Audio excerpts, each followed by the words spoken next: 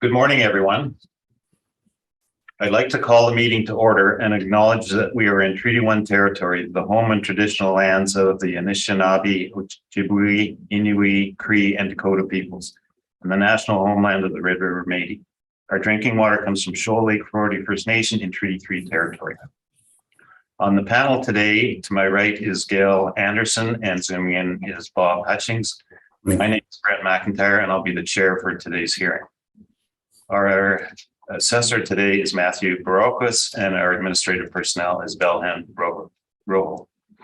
To the Zoom participants of the hearing, please note you are placed in the waiting room until your property is called upon. When it is your turn, you will be admitted into the meeting. Kindly follow along in the City of Winnipeg's Board of Revision YouTube channel for the hearing process. Once the host admits you into the hearing, please close or mute your YouTube player. You will then be permitted to speak with respect to your property. Once your hearing has concluded, you can leave the meeting. We will be hearing applications for revision of the assessment roll in accordance with the Municipal Assessment Act. The matters for which revision is requested have been described in each application, and we will limit discussion to those matters. Statements that are made at this hearing are sworn testimony, and anyone speaking to the matters must be sworn in. Be advised that comparisons of assessments of properties are not considered evidence of market value by the Board of Review. The board is appointed annually by council and is independent of it and the city administration. It makes its decisions on the basis of the evidence provided at this hearing and issues a written order that will be mailed to all parties as soon as possible. Please note that the board's decisions with respect to an application may be appealed to the Manitoba Municipal Board if the matter pertains to assessed value or classification, or to the Court of Queen's Bench if the matter pertains to the application of exemptions from taxation. Should you wish to appeal, information on how to do so will be included with the board's order. With respect to the hearing process, I will confirm the points of appeal with your property to be addressed with each applicant following the swearing in. We will then have the assessor's testimony followed by questions that the applicant may have, and that the applicant's testimony followed by questions. Each side will have an opportunity to summarize it if they wish. Once all of the evidence about an application has been brought forward, the applicant may leave. The process will repeat for each item on the docket today. The session will close after all the applications have been heard, and the board will deliberate in private and make its decisions. You will receive the board's decisions by registered mail as soon as possible. As information, all public hearings are live streamed, recorded, and will be part of the public record. We will be hearing 6 items on our docket today. Ms. Rojo, please affirm the assessors and the applicant's testimony. Thank you. Mr. Assessor, please state your full name. Matthew Stephen Burroughs. You affirm the evidence about to present is the truth, the whole truth, and nothing but the truth. Yes. Thank you. Mr. Applicant, please state your full name. Trevor Smith. And you affirm the evidence about to present is the truth, the whole truth, and nothing but the truth. I do. Thank you. Thank you very much. The first property on the docket is 81 Tynda Avenue. And are there any preliminary issues? Trevor? No, there are not. Matt? No. No? Okay, Matt, you can proceed with your presentation. Just give me a second to get there. Okay. Okay, I'm there. Thanks.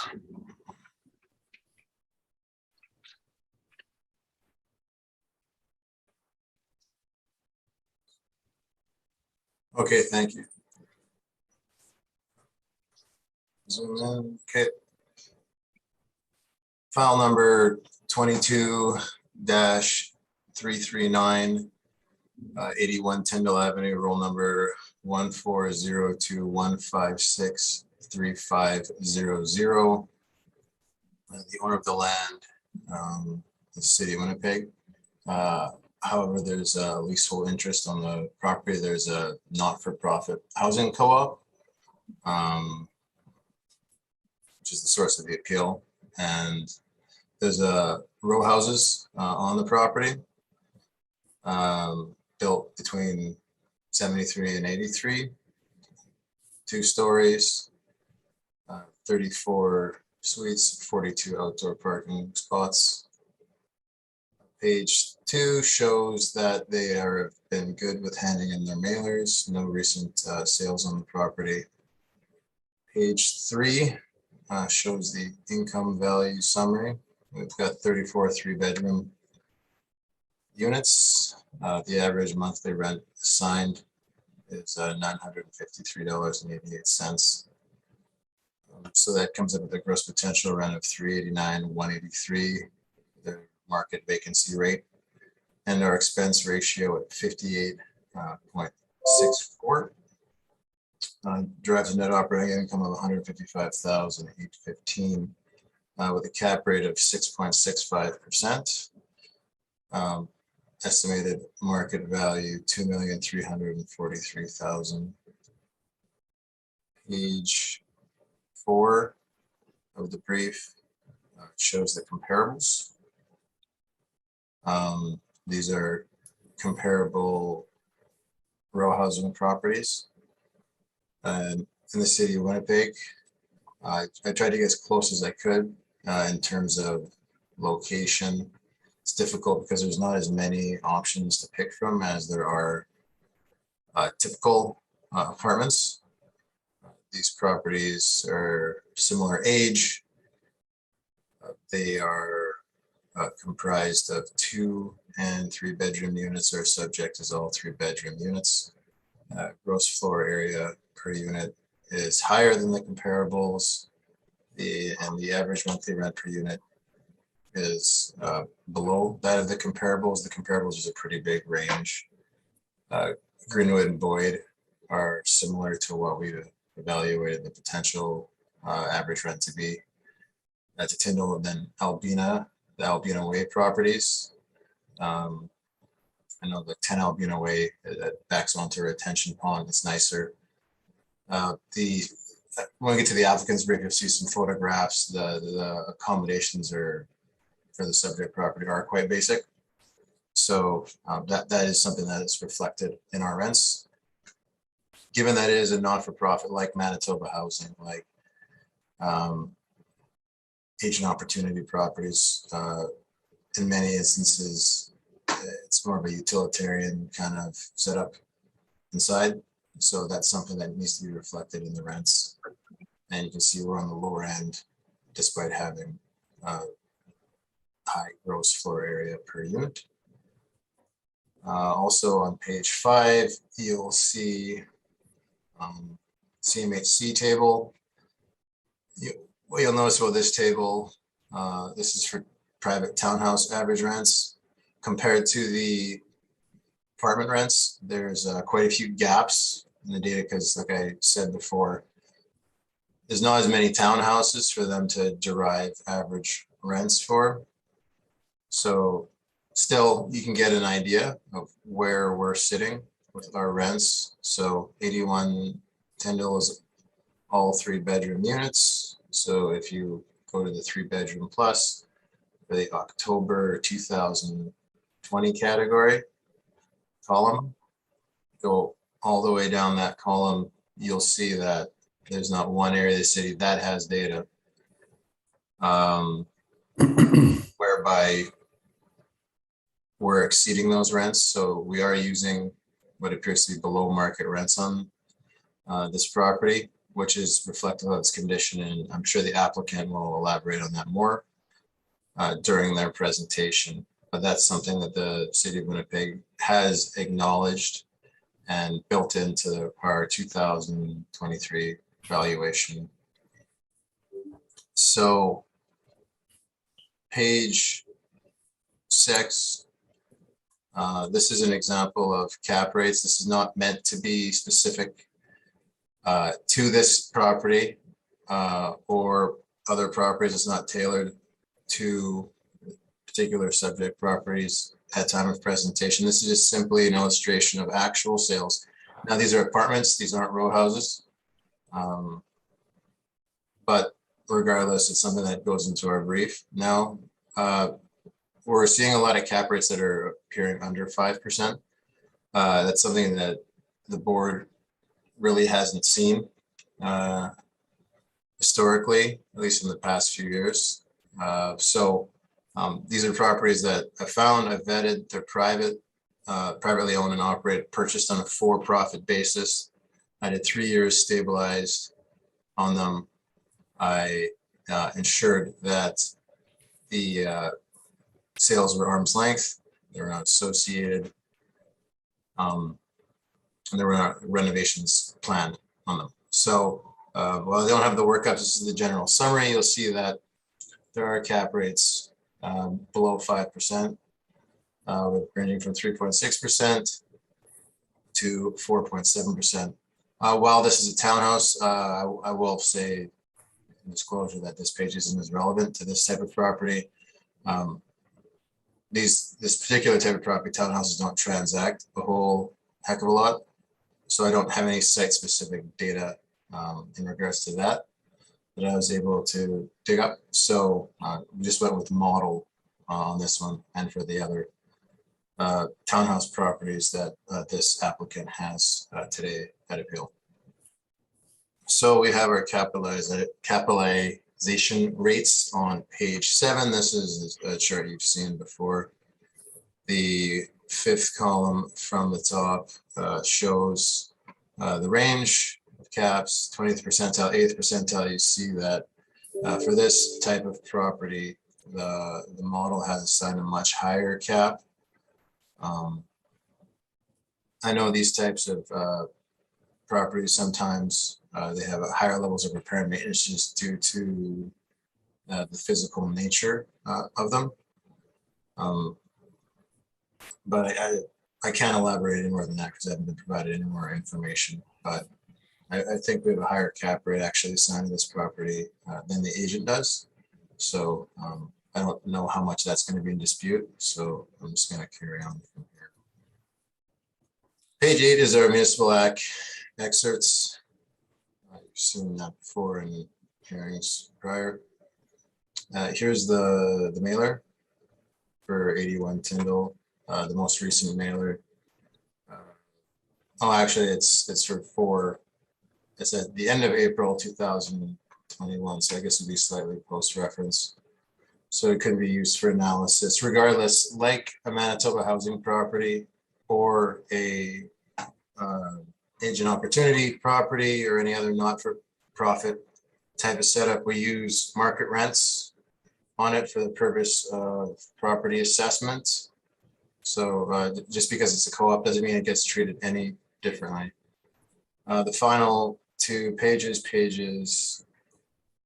actually the final page 11 just shows some Google imagery pictures. I wasn't able to inspect the property, I didn't have time or access. So just going back to wrap it up, it's a not-for-profit, so we treat it just like we would treat a Manitoba housing property. Just because it's co-op doesn't get treated any different. Therefore, all the rents set below market were used. Got a higher than typical expense ratio, and we've got a pretty high cap on it. So I didn't see any reason to make a change. That's my evidence. Thank you. Thank you very much. Trevor, do you have any questions? I do have a few, yes.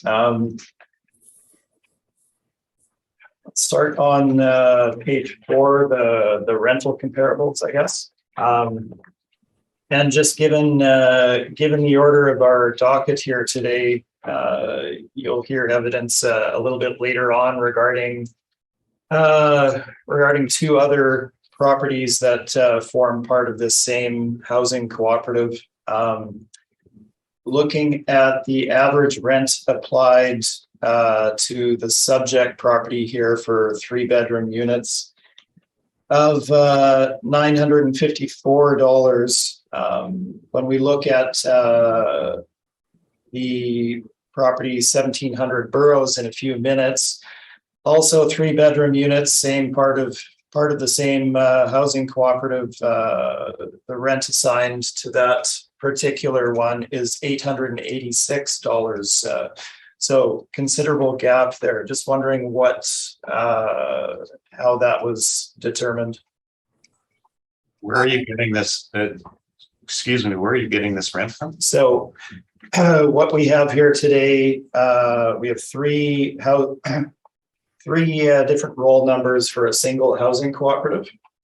And one of the other roll numbers is also 3-bedroom units, same part of the same housing cooperative, and the rent applied there is $886 also for 3-bedroom units. So what I'm asking is, But that how that hasn't been presented to the board. no, and I recognize that, but when we get to that one, it would be reversed. Why is this 886 and that one 963? I'm simply pointing out that there's a significant gap. So I don't think there's any issue with presenting material that will come forward this morning. Well, if we keep jumping from property to property, it is going to confuse everybody. Understood, but the point being that the city's applied a rate of roughly $70 to $80 per month higher on the same number of bedrooms in the same unit, built at the same time. Well, you can ask that question when we get to 1700 Burroughs, but right now the only issue is 81 Tynda. All right, we can proceed in that manner. Let's look at the rent comparables on page number 4 then. Mr. Baracus, I believe you referred to 10 Albina Way. You would just quick notes on that property. So I think you'd indicated that it would be superior to the subject. Yeah, like just what I've seen, like it has its own attached garages. Now I haven't inspected it, but there's pictures online. I've actually got them on my second screen right now. So given in comparison to the pictures you provided, the gap between the rent that's been assigned by our model to Tynda and the actual rent reported in 10 Albina Way, definitely it makes sense. Okay, so, and I don't want to belabor the point, but just quickly, would you agree it has attached indoor garages?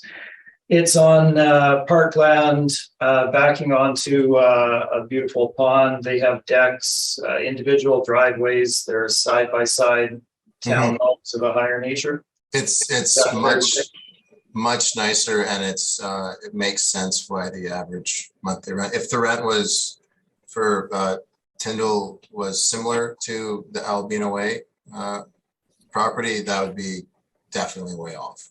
But right, that's why we're much lower. Okay, just wanted to point out the difference there. And locationally, it would be considerably different as well, correct? Well, it's on a retention pond, I believe, if memory serves, that they are in the same general corner of the city. So what I meant was physical location, not the amenities. So it's located considerably further west of Keewatin in Tyndall Park in a single family residential area. Yeah, it's across from Tyndall Park Community Center. So I would say that the area is superior as well. Okay. And it's like on the edge of a retention pond. So no dispute there. Okay, great. Thank you. Just flipping forward to page number 5.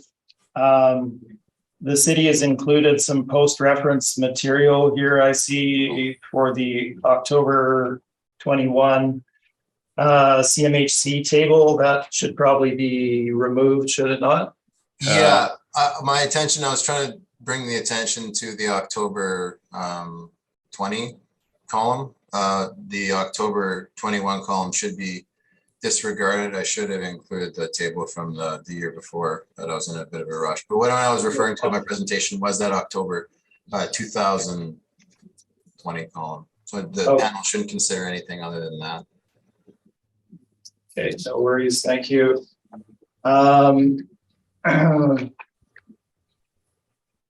Capitalization rate. So looking at the cap rate assigned here, we have a 6.65% cap rate. Would that be higher or lower than what was used for the subject property in the last assessment cycle? Why is that relevant? It is, and I'll get to all of this. This is why I suggested that we perhaps alter the. Well, I think that was, in any case, I was quite clear on the preamble. We don't compare assessments. We're not comparing assessments. We're comparing history of the subject property. comparing assessments as different properties. In any case, we can move on from there. The cap rate, 6.65%. So just again, let's look at page number 6. So this is the cap rate evidence that the city has provided on market transactions. So none of these were row housing, is that correct, or townhomes? Yeah, and I wouldn't say any of these are comparable in nature. There's a lack of information in regards to townhouse sales with the information that we have. This is just something that we're adding into all our briefs, but it's not site specific, and it's definitely less relevant to the type of property we're looking at today. For you and I, anyway. Okay, great, thank you. So when I look at the range of cap rates in that chart, we have a low of 3.6 and then a bunch in the 4s, 4.54, 4.79, all of them well under 5%. Mm-hmm. And when I look at page number 7 and I look at the 3 main commercial brokerages and their capitalization rate ranges that they refer to in their publications for the reference time frame, the low end of their cap rate ranges is 5.0, and in that they're referring to the best quality investment grade transactions. Just wondering if what the reasoning for providing such a narrow band of cap rate sales would be, and if you could explain the delta between what the brokerages are providing versus what the city is presenting.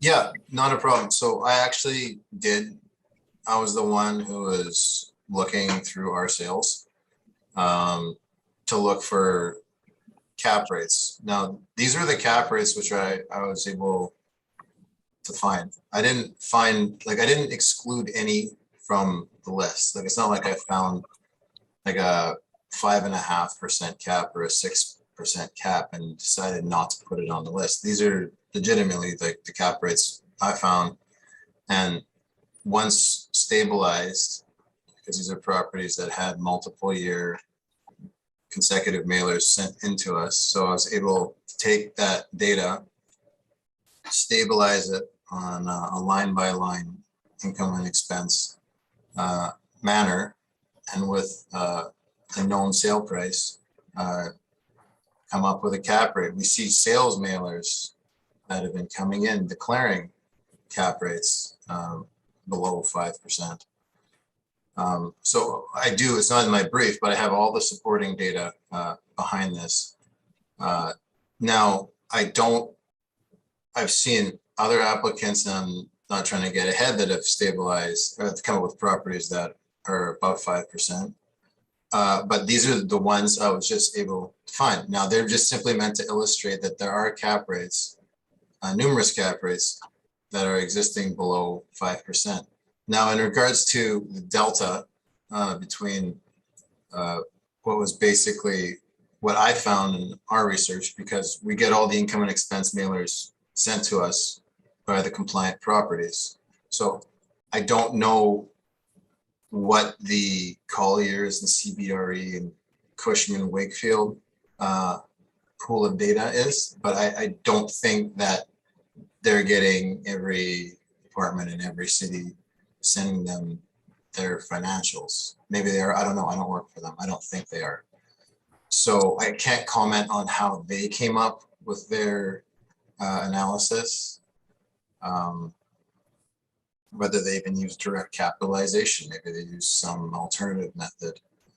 But I can't comment on that. All I can do is comment on the sales that I was able to find on page 6.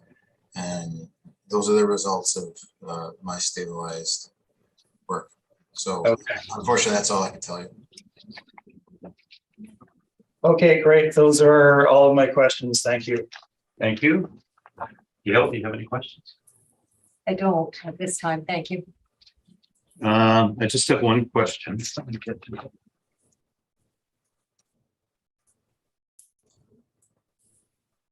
So this is leasehold land? It's a leasehold interest. The city owns the land, and then the housing corporation has a leasehold interest on it. No, I was just trying to confirm that it was a leasehold with the city of Winnipeg. Okay, that's my only question. Bob, any questions? Yes, thank you, Brent. Morning, Matthew. Let's see. So you're using $953 a unit, is that correct? Yes, that is correct. Okay. 953. And on the I&E submitted, their actual is about, I'm going to say $730 a month. Now, Yes. is this a housing co-op? Yeah, it's a not-for-profit housing co-op. So they're running in a non-market manner without any intention to turn a profit. Therefore, like Manitoba Housing, like Agent Opportunity, we don't use their actual rents in place. So we went to market. We're below, looking at the CMHC table, we're below what the columns are, in an effort to recognize that, yeah, it is more basic in nature. It's not like Albion Way, which is sitting around 1,500. Yeah. So, sorry, that's my answer. Go ahead. Yeah. So the $730, is that a subsidized rent, or is that just kind of a base rent to cover the cost of running the property? Looking at their income and expense mailer on page 9, and now I believe there is a line, an income, or actually it's on the expense column, the second column over, it says other specified, it says telephone, bank. I don't know what that second word is. And then it says subsidy. I think they receive some subsidy, but I believe the applicant would probably be better equipped to answer that question than I am.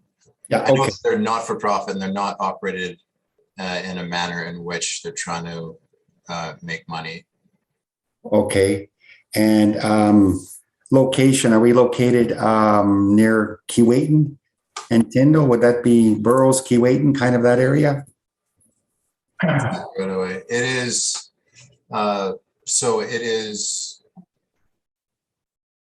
Burroughs before Keewatin. If you ever driven down Yeah. Burroughs, Okay. you go past Sinclair and it kind of bends, and then there's those townhouses on the Okay. left before you hit Keewatin. That's that property, this property. Okay. All right. And those are all my questions. Thank you. Thanks. Thank you, Bob. And I have no questions. And Trevor, you can proceed with your presentation. Okay, thank you very much, Mr. Chair. So just to start with, all four of our properties here that we'll be dealing with today, this one included, we're dealing with nonprofit housing cooperatives. So that is what all four properties will be here today. I do have 5 main points to keep in mind for all four properties as we move forward through these presentations. The first one is these are nonprofit cooperative housing entities and properties, and they do have a mandate to provide affordable housing. Point number 2, property ownership.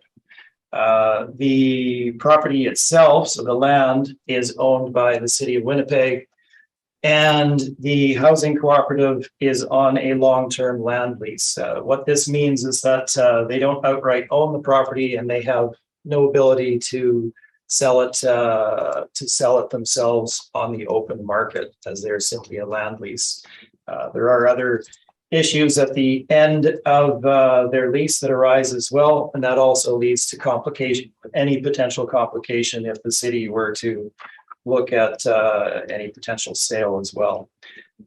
Point number 3, the area. Subject property is located In the Gilbert Park area, immediately south of the subject property is a Manitoba housing complex that is somewhat notorious for crime and violence. The area itself has significant issues which would lead to an impact on property values in the area as well. And they have for the subject properties that we're dealing with today. Point number 4, rent. Hypothetically, if the property were able to be sold, which it's not by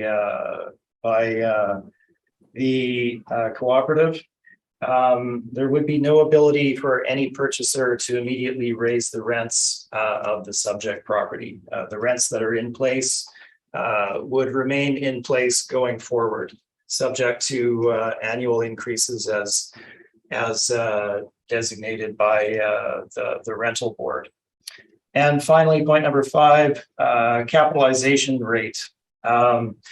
We have a significantly higher capitalization rate for a nonprofit housing cooperative entity such as this versus a standard market apartment, which I'll get into.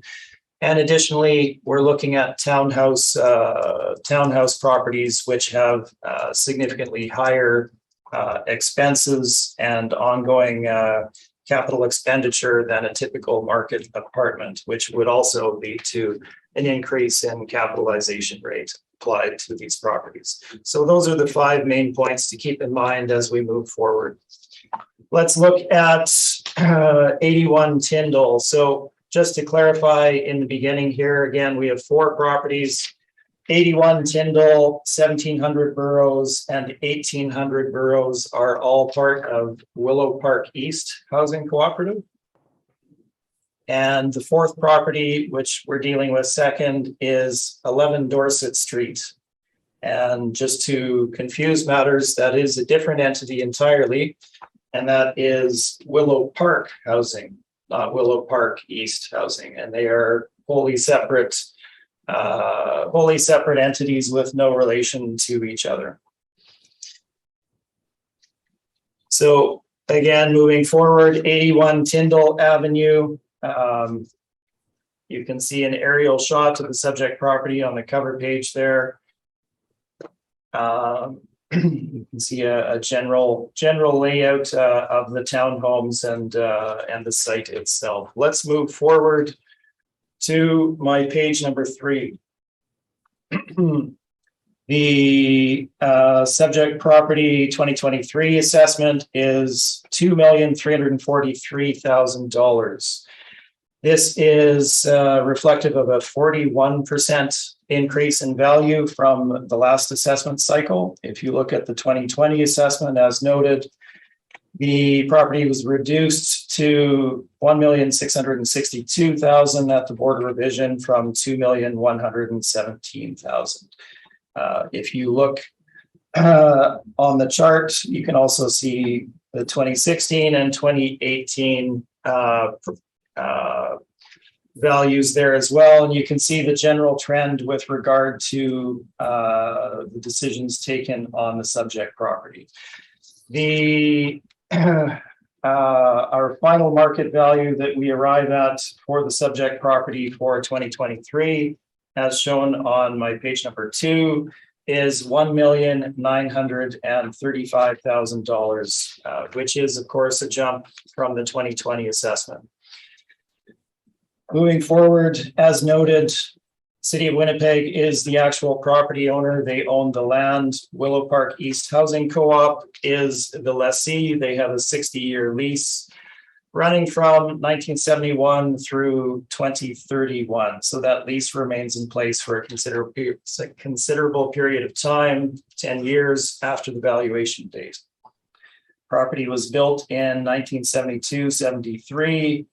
And we're looking at a total of 34 3-bedroom units for the subject property. So let's move forward and look at some photos and description. You can see the basic nature of the subject property from the photos, both from the exterior And from the interior photos, linoleum floors, relatively worn furnishings, and very basic nature of accommodation provided for the subject property. The description of the actual build out is shown on page number 7. Again, as noted, this is part of a larger nonprofit housing cooperative with 3 different roll numbers. In total, we have 174 townhouse units, and the subject property itself has 34 of those, all being 3-bedroom units. Again, the description is there for you on page 7. I'm not going to run through it in detail. Suffice it to say that it's a relatively basic nature of furnishing provided. Let's move forward to page number 8. Page number 8 just briefly covers cooperative housing, and the cooperative housing structure. Obviously, the intent is to provide not-for-profit housing for their members. Members don't own equity in the housing. Any deposit that they would put down goes back to them at the end, and then the property is let out to another occupant at the same level once they move out.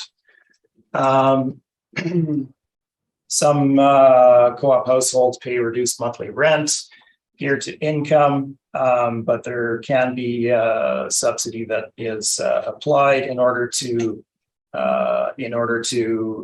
meet the actual rent that's the co-op needs to charge in order to make a break-even point. So, point being there, the rent charged is equal to the expenses that the co-op incurs. The subsidy is somewhat irrelevant because they cover their costs. So it's not that the overall rent charged is reduced. It's that any delta there is made up in subsidies.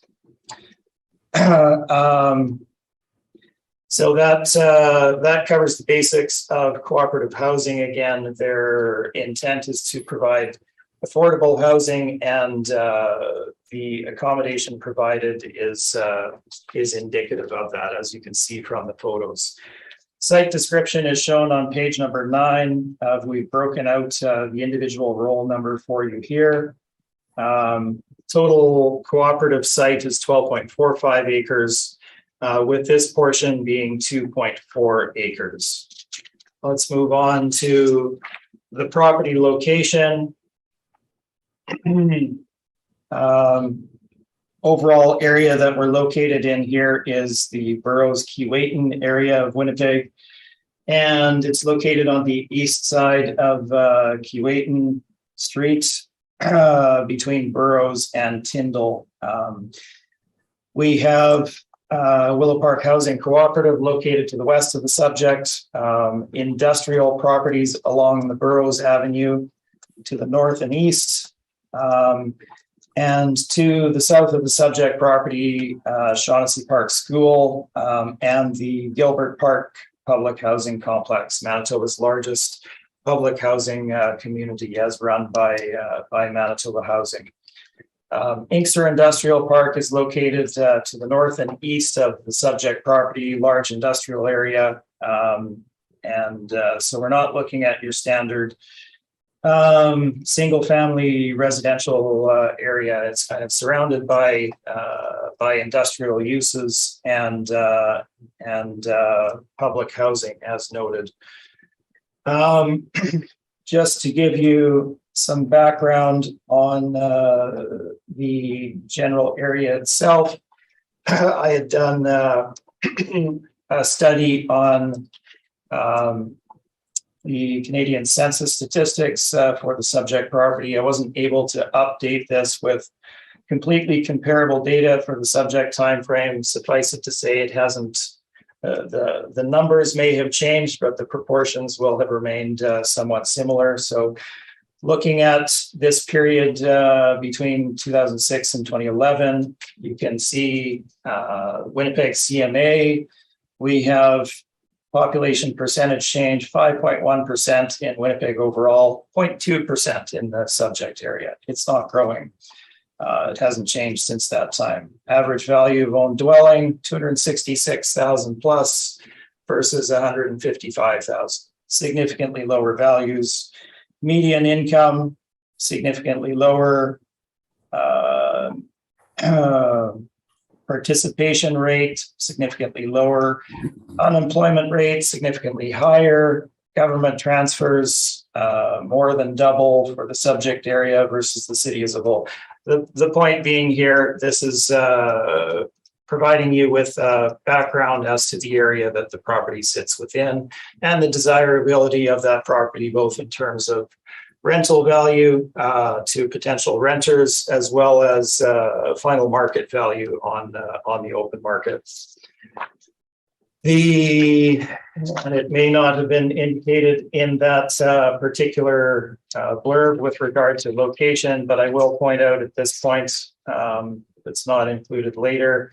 The Gilbert Park housing complex itself is somewhat known for criminal activity and violence.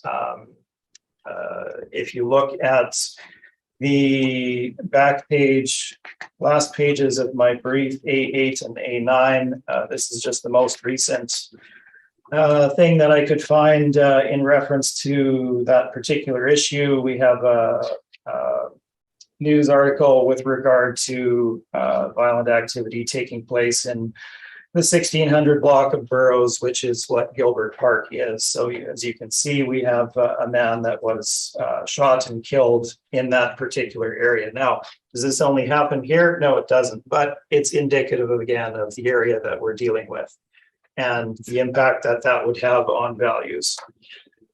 So let's move forward. Page number 11, we can get into some issues regarding valuation. So when you are arriving at market value, you need to look at the bundle of rights that a property owner has. So the standard bundle of rights includes right to sell an interest, right to lease an interest, right to occupy a property, right to mortgage the property, and a right to transfer that interest. So under the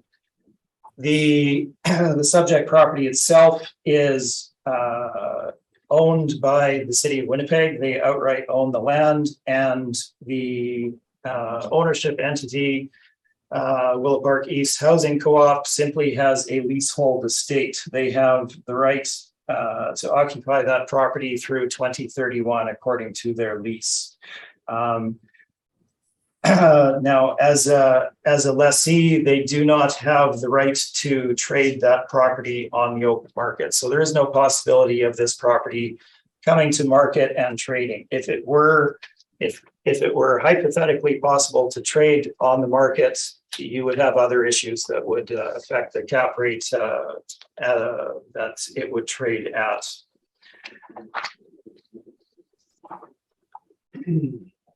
So let's move forward into the valuation itself. So be relatively concise here, hopefully. Again, we're dealing with townhome property, townhouse, row housing property. The rental income for the subject property is done on a rent year to income basis. Now, I'll be clear, this isn't the actual housing charge that is applied to the unit itself by the Willow Park East. It's the amount that's actually charged to the resident. So the housing charge is the amount that is applied to cover all of their costs plus a little bit in order to break even. The amount charged to the residents may be somewhat less than that, and they may receive subsidy to make it up to that market rent level that is applied, which is what the housing charge is. So it's not that the housing charge is under market, it's that the residents may pay less than that. But there is a subsidy provided in order to make it to a market rent level. So as of the valuation date, the housing charges for the subject property for all 3-bedroom units were $730. Now, what I have done to compare this is look at other comparable properties, which I've provided in a chart on the bottom of the page.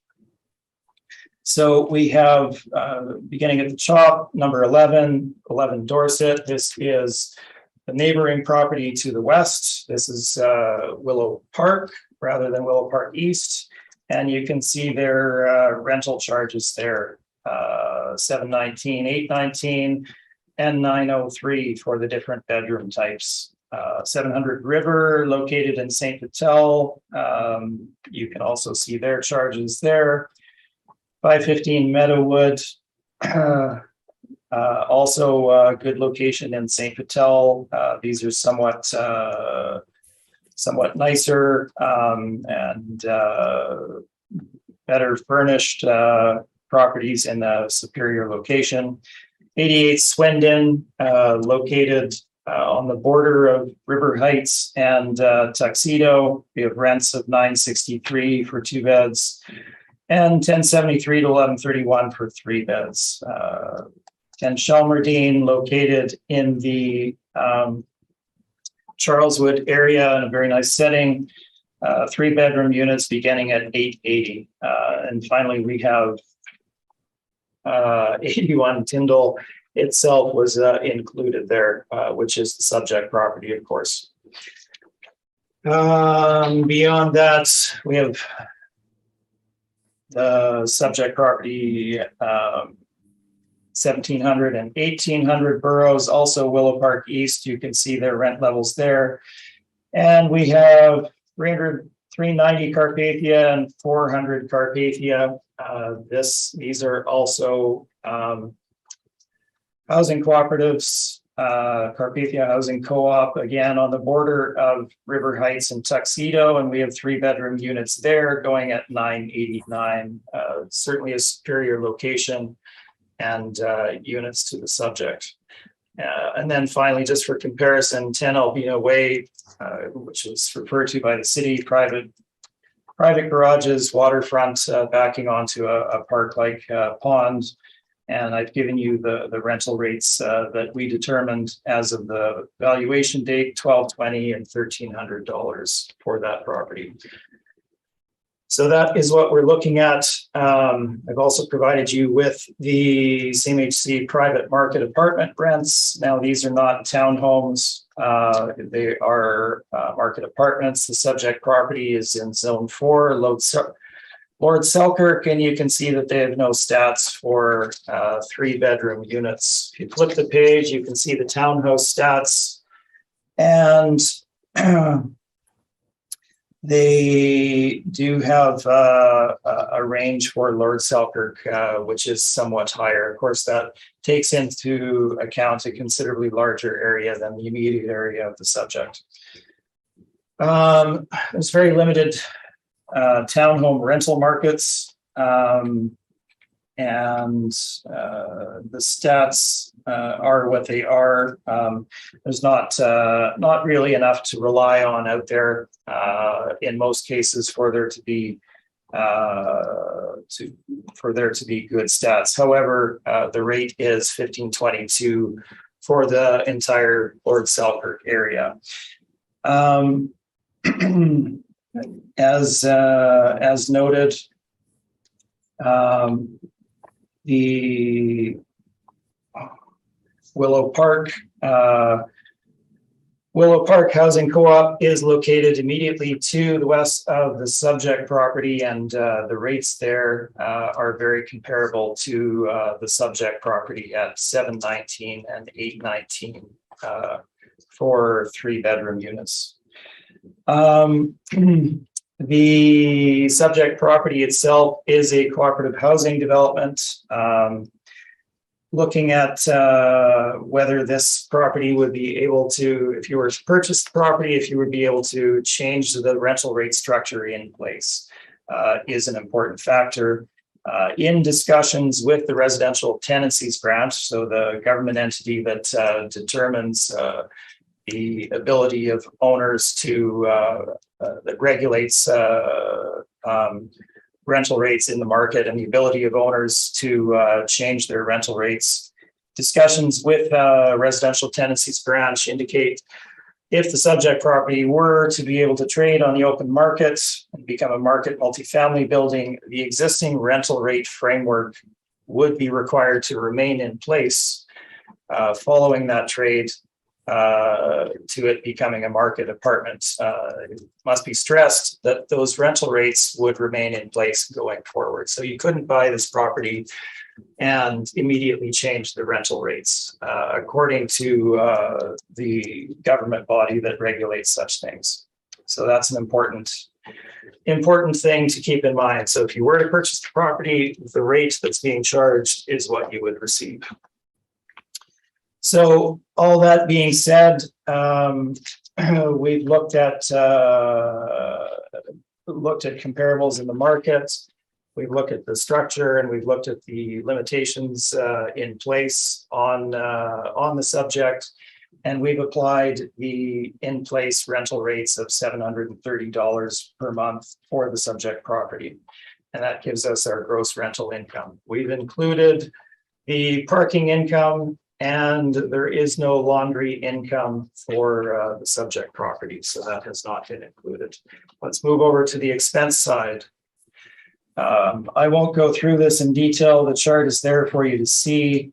We have deferred to the City of Winnipeg's 3.2% vacancy rate in our analysis. The expense allowance, I've gone through the exercise of stabilizing the subject property over a 3-year period. You can see the resulting stabilized value of $221,886. Happy to go through each of the line items if we wish. I've made an adjustment to property management to reflect a more standard market amount. We've also made adjustments to the repair and maintenance to bring it more in line with, again, standard market amount. And the actual amounts have been included where important, with 3-year averages done where appropriate as well.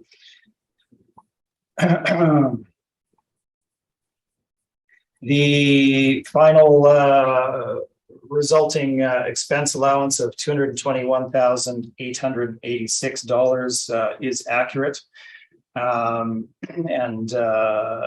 would essentially be what the level would be at for a market apartment if you were to move forward.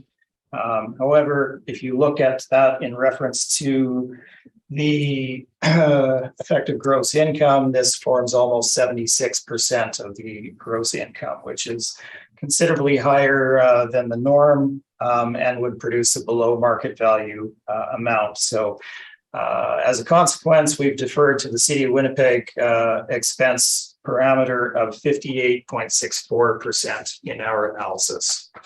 So we've done the exercise. The expenses are both higher to start with and higher when you stabilize them than appropriate for determining a fair market value. So we have deferred to the city parameter. Let's move on to capitalization rate. As I mentioned at the very beginning, this is one of the important points to take into account for the subject property. And we can get into this on my page number 17. So subject property is nonprofit affordable housing. It is difficult to determine fair capitalization rates to be applied to these properties, as they do not typically transact on the marketplace to provide you with a reference in order to say this would be an appropriate cap rate for this type of property. So there are no direct comparable sales to utilize.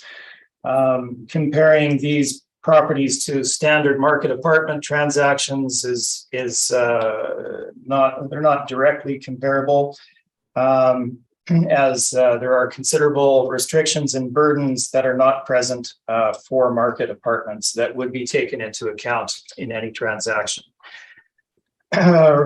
The expert in this particular area is a man named Richard Polton. He is a accredited commercial appraiser in the United States. The book that he has written is entitled Valuation and Market Studies for Affordable Housing. And I will point out in the beginning, it's the theory that's important here, not the jurisdiction. So it doesn't matter that he's in the United States versus Canada. It's simply the theory we're discussing. So quickly run through this. Developing a market-derived cap rate for an income-restricted property begins with an analysis of the available rates for similar unrestricted properties. Then these rates are adjusted based on the risk factors that an investor would consider in developing a cap rate. The result is a cap rate based on market factors and associated risks. In the final analysis, property tax assessment must take into account the public purpose of the project, the overall benefits and burdens, and the restricted nature of the operating rents. That is Mr. Richard Polton's direct quote on how to determine appropriate cap rates for this particular type of property. The restrictions, of course, include rental income restrictions, rental market restrictions, smaller pool of potential tenants, additional operating expenses, physical condition, and disposition restrictions. So if you were to sell, what would be the restrictions on sale? That being residents remaining in place as with their in-place rental rate structure remaining in place on any transaction. So the market cap rate study for the relevant period, so looking at market transactions, we saw typical market cap rates ranging between 5% and 6% and above. Are there cap rates that occur below 5%? There are a few, yes. Generally, they are reflective of other circumstances where the property is bought for other purposes, for lift in value, etc. So let's move beyond that and look at the main market commercial brokerages and the rates that they quote. Now, what I've done here is give you kind of a history of cap rates from both Colliers as well as CB Richard Ellis from their 2016 through 2020 time period. So the charts that are shown to you on page number 18 are the Colliers charts. If you look at the Winnipeg Stats, you can see the change in time. Generally, we are looking at high-rise apartments varying between 5 to 5.75% in 2016, 5 to 6% in 2018, and 2020. So 5% to 6% in 2020. Low-rise apartments varying between 5.25% and 6% in 2016 and 5 and 6% in 2018 and 2020. So fairly stable cap rates over that time frame, with a slight drop of 0.25% in the two instances from 2016 to 2018. Now, this is in reference to investment grade properties. The subject property is, of course, not an investment grade property and would fall outside of those parameters for many reasons, some of which we've already discussed. But suffice it to say, the main market participants here, Colliers, CB Richard Ellis, others that aren't included, are well-educated, very capable participants in the market. They're very knowledgeable with regard to transactions, and typically they don't err on the side of conservatism in their projections with regard to cap rates. So 5 to 6% is pretty good estimation of the cap rate range over the time frame provided. And as you can see, relatively stable from 2016 through 2020. CB Richard Ellis, similarly, I provided their stats on pages 19 and 2020.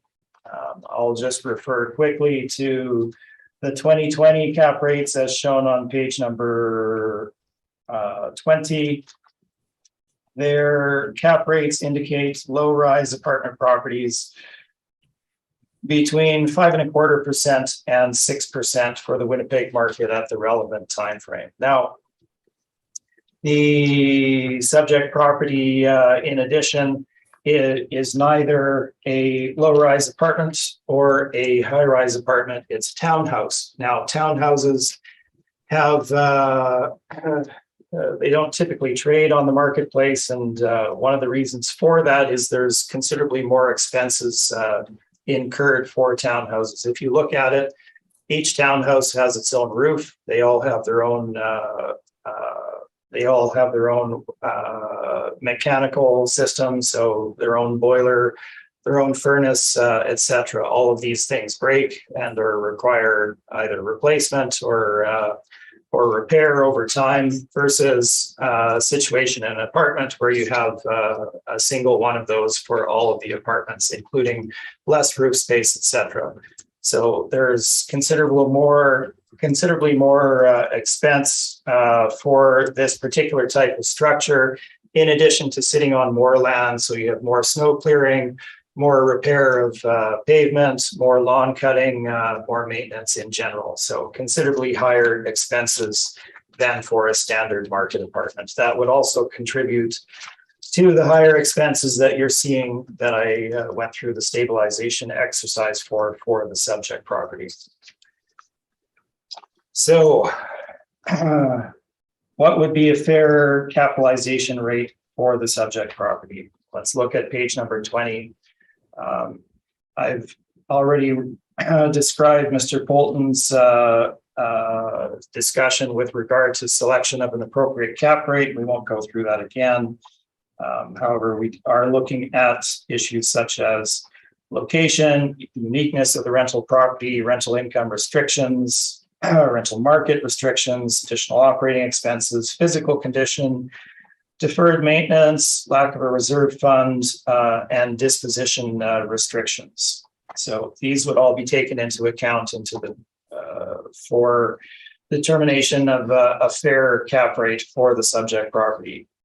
Any prudent purchaser would assign a higher risk profile to the subject property than a standard market apartment in making any purchase of the subject. The end result of this is we're looking at a cap rate to be applied to the subject property of 6.25% for the subject property. Now, this is somewhat above what the normal range is, and the reason for that is very clear, as already described in great detail. So I won't go through the discussion on page 21 any further, but we have applied a cap rate of 6.25%. Let's flip over to my page 22, and you can see a summary of our entire valuation versus the City of Winnipeg's valuation for both 2023 and 2020. So our market value, after applying all of the parameters shown, $730 rental rate, including the parking income, a vacancy rate of 3.2%, expense allowance using the city's 58.64%, cap rate of 6.25%, we come to a market value of $1,935,000. I'll quickly refer you to my page number 3. The 2020 assessment after reduction was $1,662,000. So we're now at $1,935,000. And again, previous assessments not relevant to this board. It's That's fine. You can certainly either consider it or not according to your instructions. I'm simply providing the material for reference. The City of Winnipeg, as you can see, used a cap rate of 6.65% in this particular instance for 3-bedroom units.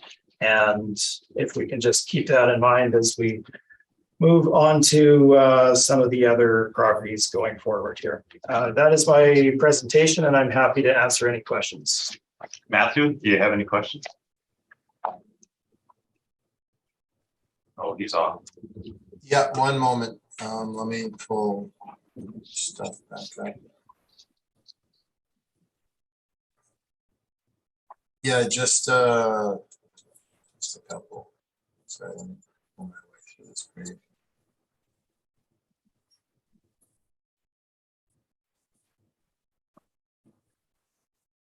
So on page, go to page 12, please.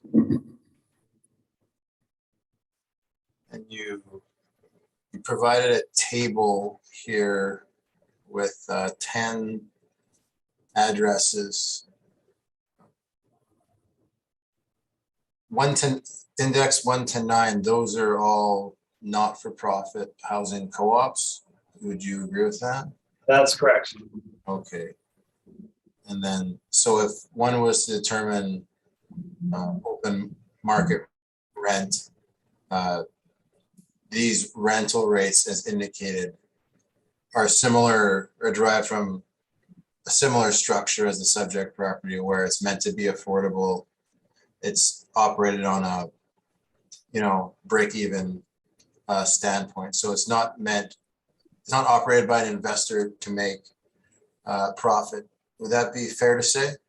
That's fair, yes. Okay, and 10 Albina, that's the private one. Okay, so when we do valuations of other not-for-profits, would you agree with that when coming up with the rental rates? Like for Manitoba Housing, we use, and other participants in this board revision process use market rents of similar private apartment units in similar condition in the area.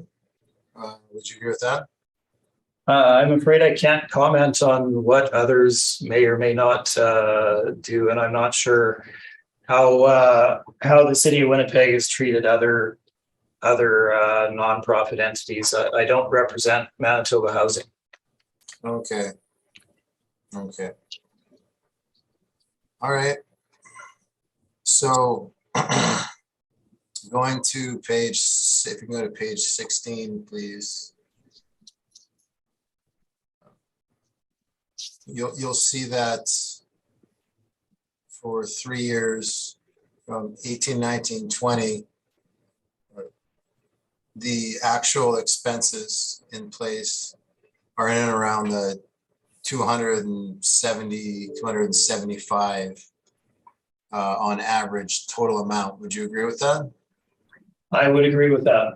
Okay, and so then if using the actual, if using the rents in place with after vacancy, an effective gross income of 292, that brings the net income down to, if we were to calculate it using the actuals, to around $20,000, $30,000. Would you agree my math would be correct in that manner if we're looking at it not on a stabilized but on an actual basis? I'm afraid I haven't run those particular numbers, Mr. Baracus, but I will trust your math.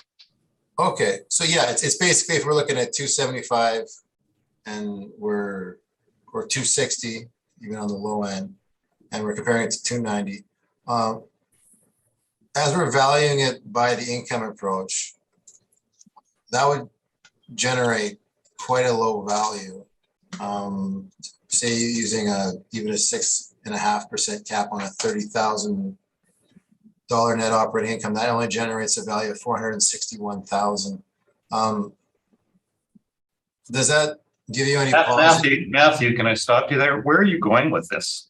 Where I'm going with this is that if we're using the actual rents in place with the actual expenses, because he mentioned that he talked to someone at RTV that if it was sold as is, and they were held to keeping the rents in place without subsidy, would it not on the income approach generate an unreasonably low value?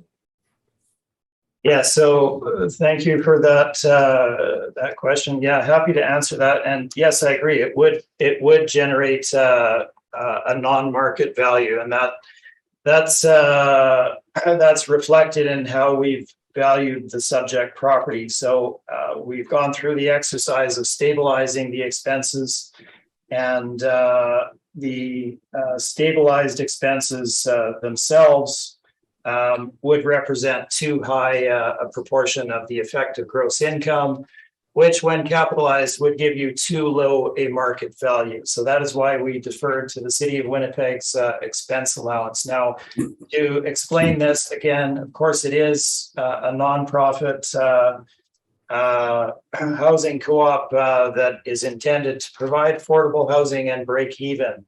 The reason for, and that's evidenced by the material presented, they do essentially break even according to the numbers when you look at it.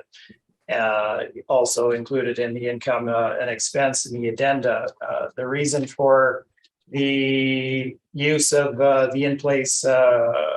in-place rents is that they're not adjustable. If this were to change, according to the government body that regulates these things, those rents would remain in place. So there's not a possibility of changing that particular aspect. So the valuation takes that into account in our approach to value. It can't be ignored that those rents would remain in place. All right, those are my questions for now. Thank you. Thank you. Gail, any questions? Just in that regard, in regard to the residential tenancies branch and the rent guidelines set annually, in the discussion with the residential tenancy branch, did they advise you of the process for application to apply for a above guideline increase? Yes, they did, and I'm aware of that particular process that you would need to go through in order to apply for an above guideline increase. And again, that would be changing the subject property be out of its current state. So to begin with, the in-place rental structure would remain in place, and any changes that would take place to the property would occur post-reference and would be, I don't want to get into the minutiae here, but I think it would be relatively difficult for the purchaser to purchase a nonprofit housing co-op and have the purchase and sale agreement not address issues such as that on a go-forward basis. In that not that it's possible for the housing co-op to sell the property, but theoretically, if they would not handicap their members because their mandate is to provide affordable housing. If that makes sense.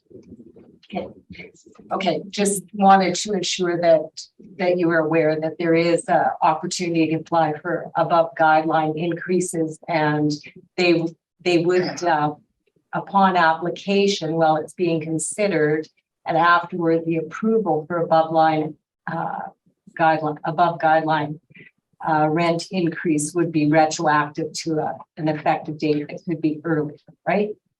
It would be to the date of whenever the improvements were completed. Yes, now, and that's what I'm referring to with regard to the purchase and sale agreements.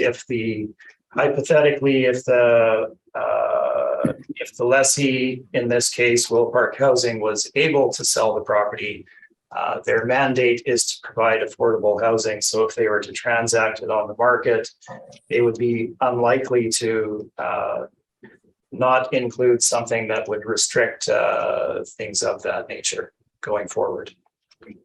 Thank you. Thank you. Bob, any questions? Yeah, thanks, Brent. One quick one. Good morning, Trevor. My question is, this rent for a 3-bedroom unit at $730 a month, is there a waiting list for people to occupy these apartments at that rate? I could, happy to answer that. There's waiting lists on most apartment buildings in the city of Winnipeg, both seniors, nonprofit, and market apartments. I couldn't speak to whether they have a list themselves. Okay, that's my only question. Thank you, Brent. Thank you. And I have no questions. And that concludes this property, and the board will take a brief 10-minute recess. Thank you very much. We will reconvene the hearing. And in the interest of moving this hearing along, and if both parties are in agreement that we can take as read the information if it's the same in each property.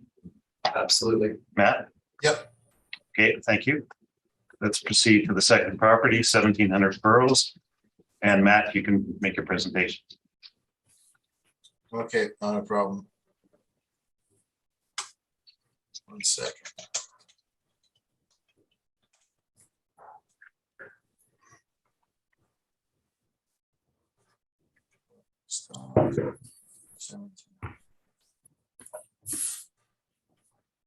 File number 22-340, roll number 14021562100, 1700 Burroughs. Owner City of Winnipeg. Again, it's a not-for-profit housing co-op in the same area. Trevor made reference to this in his presentation last time, so I'm going to try and go quick through this one. I think a lot of the issues have been discussed. 2023 roll year assessed value $4,568,000, built in 73, 72 suites, 89 outdoor parking spots. Page 2, they've been good handing in their mailers. Page 3, you can see that 72 3-bedroom units, and the same expense ratio was used for this property as the last one. Again, it's townhouse property with predominantly 3-bedroom units, 6.7% cap, so virtually the same. Rent comparables are on page 4. So you can see that the difference between this property and the last property, even though the 3-bedroom units, you can see that the gross floor area per unit is smaller. So in our system, it's generating a lower rent because the unit size is smaller. That's something that is taken into consideration. So again, below the comparables, Boyd Avenue would be the most comparable to it in terms of area, and you can see that we're below that. Can you speak up a little bit? Yeah, not a problem. So Boyd Avenue is the most comparable. You can see we are indeed below that. The Albina properties, again, the property there's a townhouse on Renfrew that came up. We're well below that as well, as should be for 1700 Burroughs. Page 5 is the table from CMHC. I asked my presentation from last property be considered for this one as well, because it's exactly the same as is with page 6 and 7. Page 8 is the. And I'll stop you there. I assume you're removing the October 21st table. Yeah, and if it's easier to look at, Trevor has the same table, he has the October 19, October 20 table in his. So if it's easier to just reference his, or you can strike the October 21 column out. Well, because this is a separate roll number, you can strike out the October 21st. Yeah. Okay. So just look at the October 20. Okay, thank you. Thanks. Page 6 is our non-site specific cap rate sales. Page 7 is our range of cap rates, and then the mailers on page 9. Again, really low rents. They're actually being charged $730. So well below markets and not-for-profit. So like other not-for-profits like Manitoba Housing, Agent Opportunity, WHRA, we look at their market potential income for the purpose of assessment unencumbered. So as we had a lot of time discussing the last property, and this one's the same, I'm just going to leave it there. That's my presentation. Thank you. Trevor, any questions? The rental comps, the only new one is the one in River Heights, I guess, number 3. Yeah, that one's not really, well, I put my weight on the Boyd and looking at Albina, seeing how we are below that. Brentford doesn't really add anything to the conversation. Right. And the rental rate applied here, as you'd indicated, is considerably lower than the last one in the same complex. Yeah, it's 3-bedroom units. 3-bedroom units. Basically, the gross floor per area per unit is less than the last property, so that's why it's got lower rents. I believe that's why the model generated lower rents. Okay. Yeah, that seems, sorry, I'm just picking up on that gross floor area. It seems a bit odd. I don't recall them being that significantly different in size at all. In fact, I'm not sure that they are. In any case, and cap rate applied here it is 6.7%. Yes. Built-in 73, same as the last one. Yes. Okay. Those are all of my questions. Thank you. Thank you. Yeah. No, I have no questions at this time. Thank you. Bob? No questions, thank you. And I have no questions. Thank you. Trevor, you can proceed with your presentation. Okay, great. Thank you, Mr. Chair. So as you'd indicated, most of the discussion has been detailed already, so we're not going to run through things twice. I would just ask that the panel members keep the original presentation in mind as we go forward, including those 5 main points of ownership, it being city-owned land and a land lease, the area it's in, the rent issue that was discussed, the capitalization rate discussion, and the fact that it's a nonprofit co-op with a mandate to provide affordable housing. So we won't go through any of that discussion in any of these 3 properties. So 1700 Burroughs.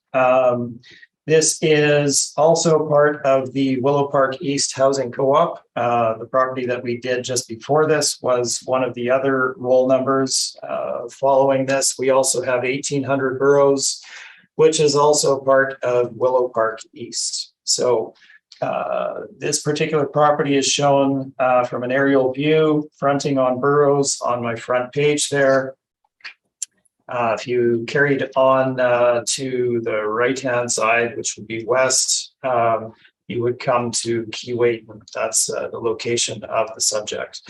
Let's move forward into the brief itself, page number 3.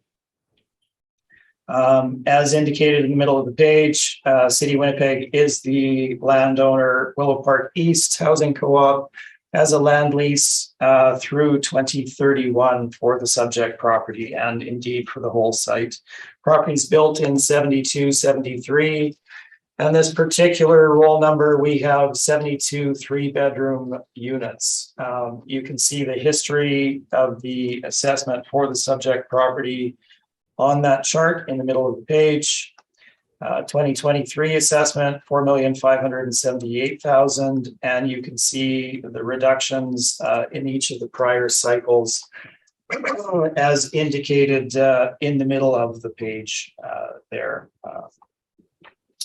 The property itself, you can see the basic nature of it in the photos on pages 4 onwards, 4 through 6, some exteriors, some interiors. So concrete block, linoleum flooring, very basic kitchens, and exteriors as indicated. Again, these are townhouse properties. And we've already discussed the issues with those. The description itself is on page number 7.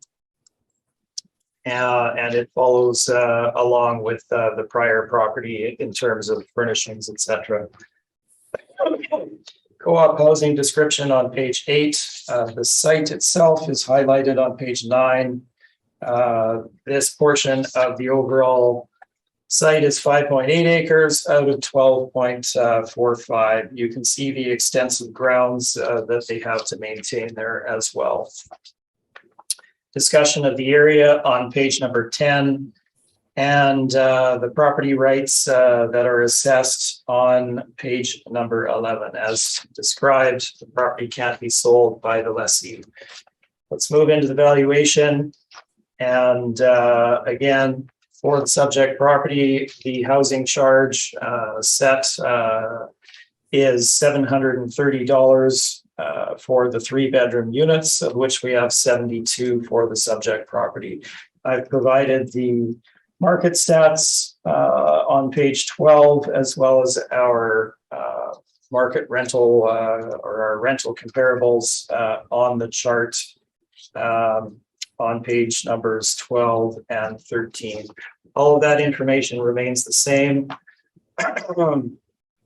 Again, I would indicate the comparables there are also nonprofit cooperative housing as well. We provide the market stats on page 13 and 14 from CMHC. Our same discussion is in place. And for the reasons already described, we use the in-place $730 as the rental charge for the 3-bedroom units. We've added the parking income to our analysis, and there is no laundry revenue as there is no on-site laundry for the property. Pardon me. 3.2% vacancy is applied. I've gone through the process of stabilizing the expenses on page number 17. The result is the same as in the last case, where the stabilization amount, $484,292, despite being considerably lower than the actual expenses, results in a too high a proportion of the effective gross income at 78.2%, which would produce a non-accurate reduced an under market value for assessment. So in this case, we have again deferred to the City of Winnipeg expense allowance parameter of 58.64%. Our cap rate discussion again remains the same. Please keep in mind the all of the points described there. We provide the market participants information on page 19, 20, and 21. And similarly, for the same reasons, we have used a cap rate of 6.25% for the subject property. Page number 23 gives you a comparison of our analysis versus the City of Winnipeg's over 2 cycles, including this current one. And you can see the summary in the chart provided. Capitalizing our NOI at 6.25% gives us a market value of $4,097,000. Again, looking at parameters, in-place rent, market vacancy, city's expense allowance parameter, despite expenses being higher, and a cap rate at the upper end and or slightly above of the typical cap rate range for investment grade properties for the reasons described. This gives us market value of $4,097,000. The remainder of the brief is the income and expense and the article already described. Happy to answer any questions you may have. Thank you very much. Matt, do you have any questions? I asked my questions from the last property, apply to this one, so I don't have anything further. Thank you. Gail? No, I don't have any questions either. Thank you very much. Thank you. Bob? No questions. Thank you, Brent. Thank you. And I have no questions. So I think I've had a reconsideration of moving 1800 Burroughs to the third one. No? Okay. So the next property we'll hear is 1800 Burroughs Avenue. Item 4. And we'll move 11 Dorset after we hear item 4. Okay, Matthew, you can make your presentation. Okay, thank you. File 22-337, roll number 1402157, 1800 Burroughs Avenue. Again, same format as the last two properties, it's just a little bit further down the road. Commercial row house 72 on the year build, no effective year build placed on it, 68 suites, 104 outdoor parking spots. Page 2, they've been good with their mailers. Page 3, you see the overall workup. It's all 3 bedrooms, $986 on the rent. Same expense ratio as the last two properties with a 685 cap. Rent comparables are on page 4. You'll recognize them. Gross floor area per unit is a little bit higher on these ones, according to our records. So the rent sits at $986, $97, sits below. I'll be in a Renfrew, just above Boyd. And then the rest of my brief, page 5 is the table from Cmhc. Again, you can see that for the October 2020, that's the only column I asked that you consider. We're still below for the 3 bedroom, every single year, every single zone available. So looks like its condition is recognized. Carrying on, it's cap rate information discussed already, and then the mailer. So I think we've got a good handle on these right now. So this is the same thing, just one address over in what is the same complex. So I'm just going to leave it there. That's my presentation. Thank you. Thank you. Trevor, any questions? I do, if you just bear with me for a moment. Sure.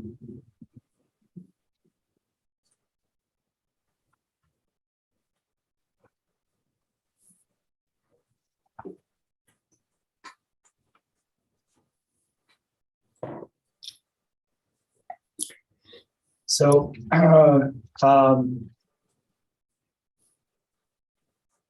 the looking at pardon me, I'm just picking up on this here now. Page number 4, Matthew, there. You've got down 68 3-bedroom units. I believe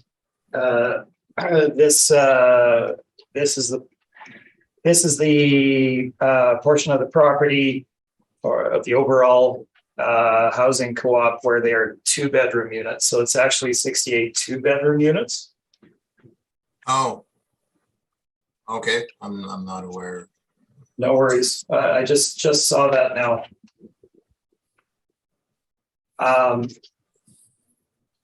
Beyond that,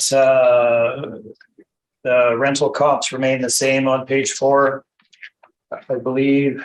Mhm. So minor point, just looking at the cap rate applied here, and I think it's fair to discuss this. So we're looking at 6.85%.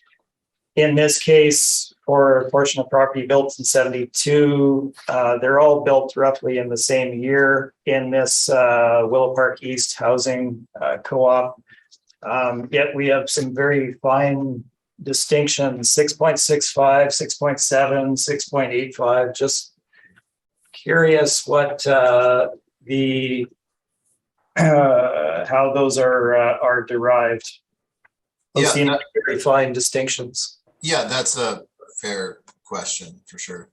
In order to kind of eliminate what we've seen, in the past, it's always been, a quarter point, and then you end up in areas where by age, you get like a cliff where like a 79 might get in the past like a 5.5 cap, but then all of a sudden, if it's an 80, it's a 5 1/4, which is a pretty big difference on value. But when you're realistically looking at them side by side, is there really going to be a 1/4 of a point difference?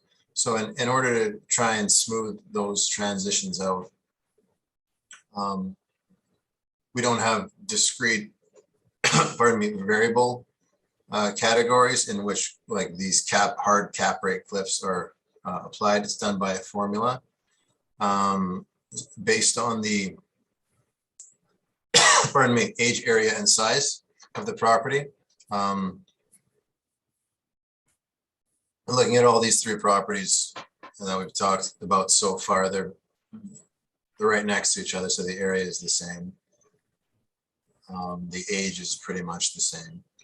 The only thing I could think would be different would probably like the main determining factor would be like the overall size, the number of units.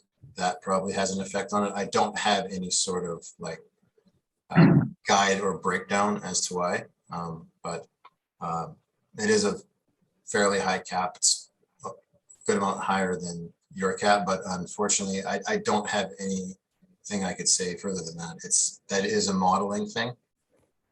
But okay, so that is model driven then? It is model driven. Yeah, it's not anything that's created. So those kind of fine distinctions are something that we're going to see, that we're going to be seeing this season compared to seasons past. And just one last question. With the fact that these are 2-bedroom units rather than 3-bedroom, that would have an impact on rent and overall value as well, correct? Yeah, if I would have to confirm that. I mean, we have 3-bedroom on record.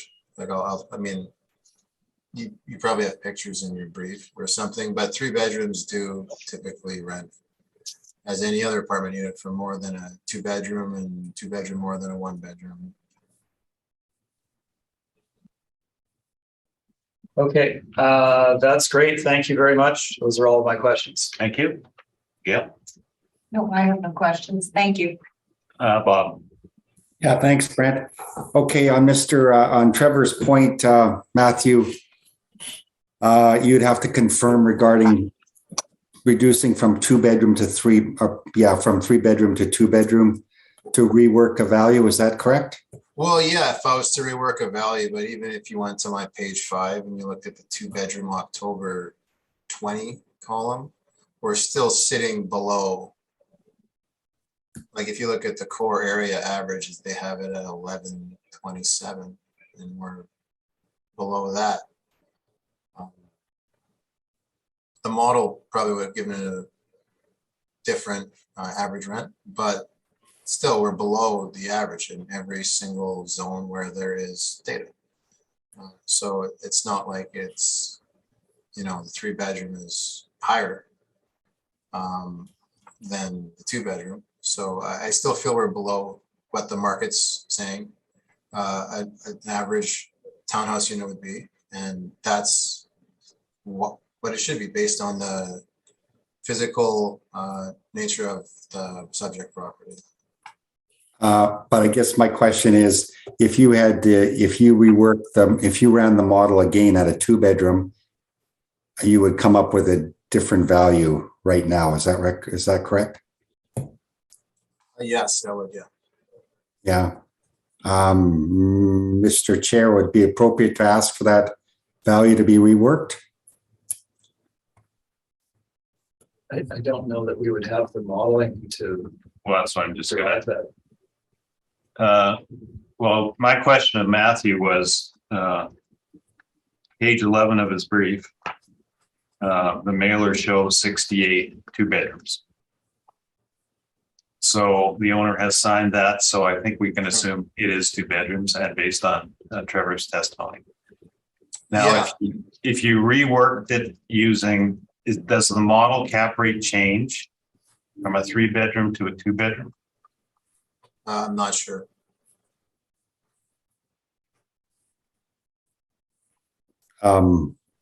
Would it be fair to say, can you rerun the model right now in front of us? Is that possible, Matthew? He doesn't actually do the modeling. No, he doesn't do the modeling, Bob.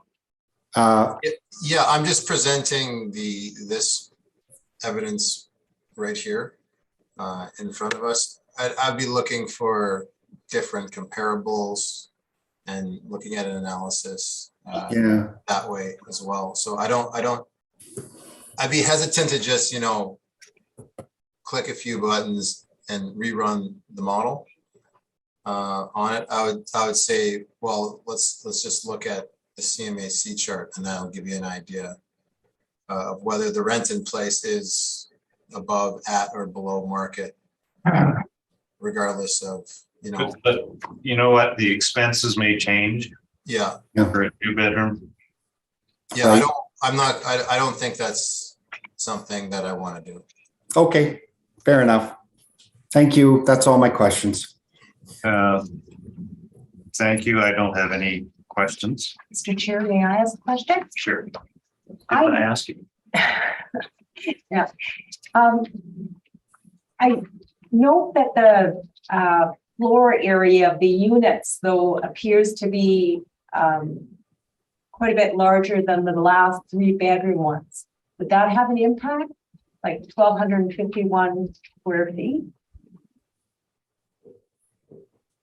Well, yeah, because I mean, from what my understanding, and I'm not a modeler, is that it looks for comparables in the area that also not only have the same unit composition, but also of similar gross floor area as well. Mm-hmm. Okay, thank you. Yeah. Thank you. Anything else, Matthew? No. Trevor, you can proceed with your presentation. Okay, great. Thank you, Mr. Chair. So this is the last of the 3 properties in the Willow Park East Housing Cooperative. 3rd roll number. You can see the aerial of the subject property on Burroughs Avenue on the cover page, giving you the layout of the units themselves. And on the right-hand side of that picture is where Willow Park Housing Co-op is located, the subject property being part of Willow Park East, again, 2 non-related entities. Let's move forward to my page number 3. I will call your attention to a typo. Number of suites is the last line in the chart. That should read 2-bedroom, not 3-bedroom. It is indeed a 2-bedroom unit, and this is described on my page number 7 when we get to it, just to confirm that, as well as in the income and expense Looking at, again, my page number 3, we have 2023 assessment of $4,707,000. This is an increase of $1,515,000 over the 2020 assessment. This represents a 47% increase in market value. That's simply well above what the market is showing in terms of any kind of average increase in the marketplace. History of the property is shown running back to 2011. You can see the reductions that were put in place over those timeframes. 2020 assessment was reduced to $3,192,000, and our final market value that we place on the subject property for assessment today is $3,739,000. So well above the 2020 assessment, and following the same valuation methodology that we have on the other 2 properties. The same situation holds true. City of Winnipeg owns the land. It's a land lease through 2031 for the subject property. So extending well beyond the valuation date of April 1, 2021.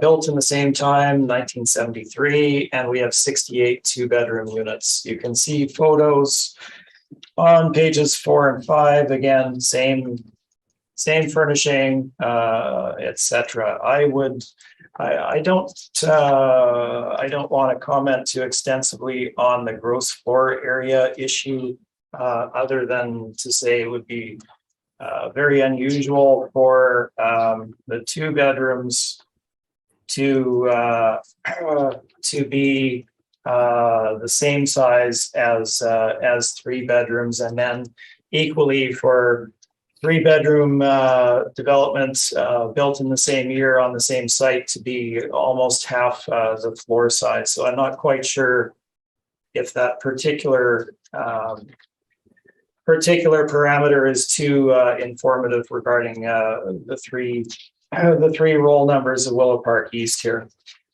Description of the building improvements, same as before. I will point out, if you go through here, you can see that there are 68 2-bedroom units, and indeed it should read 2-bedroom units for the subject property. So middle paragraph, total of 174 townhouse units divided into 68 2-bedroom units and 106 3-bedroom units for the entire site.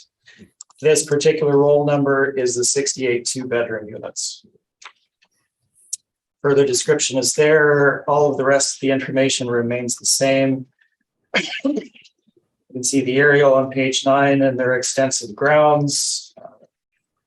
And we can move right forward into the valuation. So the 2-bedroom units have a housing charge, as outlined on page number 12, of $705. So the rental comparables are provided on the chart, beginning on page 12, carrying on to page 13.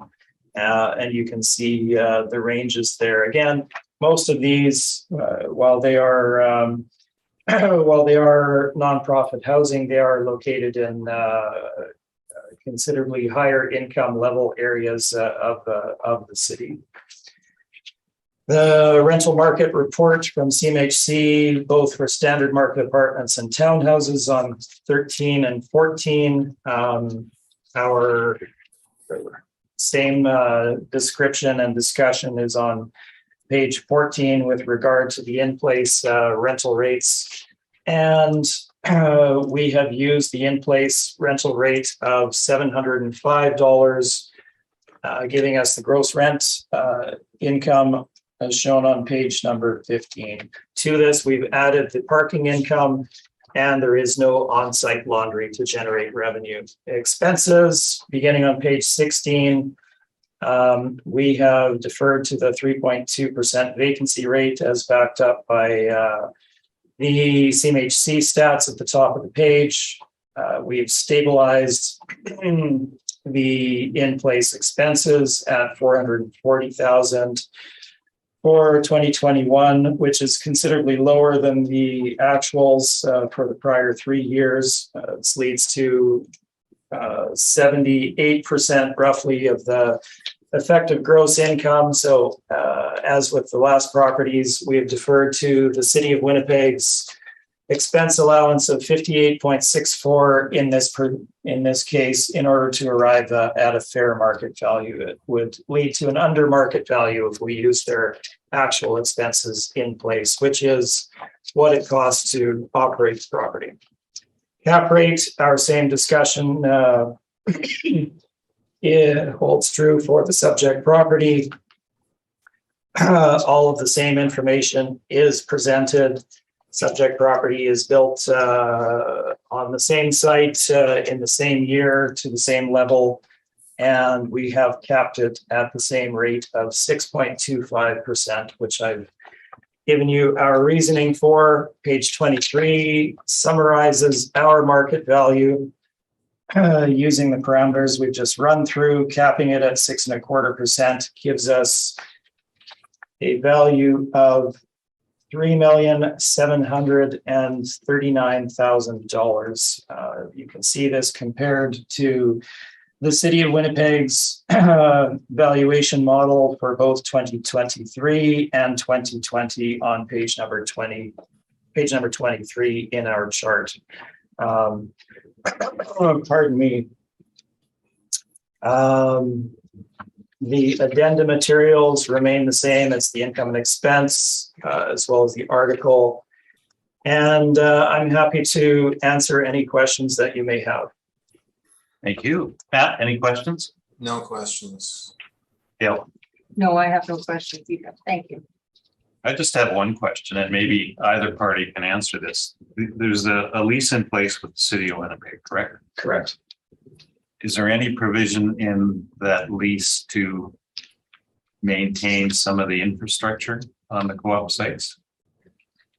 So I have, I believe it's in our property coming up where I have more discussion regarding the lease, but the typical lease done between these nonprofit co-ops and the city is such that at the end of the term of the lease, the lessee, Willow Park East, would need to either turn over the property to the city as is with the improvements in place, and or remove those improvements at their own cost and return it as vacant land to the City of Winnipeg. Okay, thank you. That was my only question. And that concludes this part. Thank you very much. Brent, I have a question. Okay.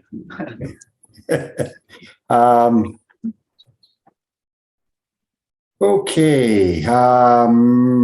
Trevor, on page 4, physical pictures of the property. So these units are, they look the same physically as the other ones that are 3-bedroom from a picture.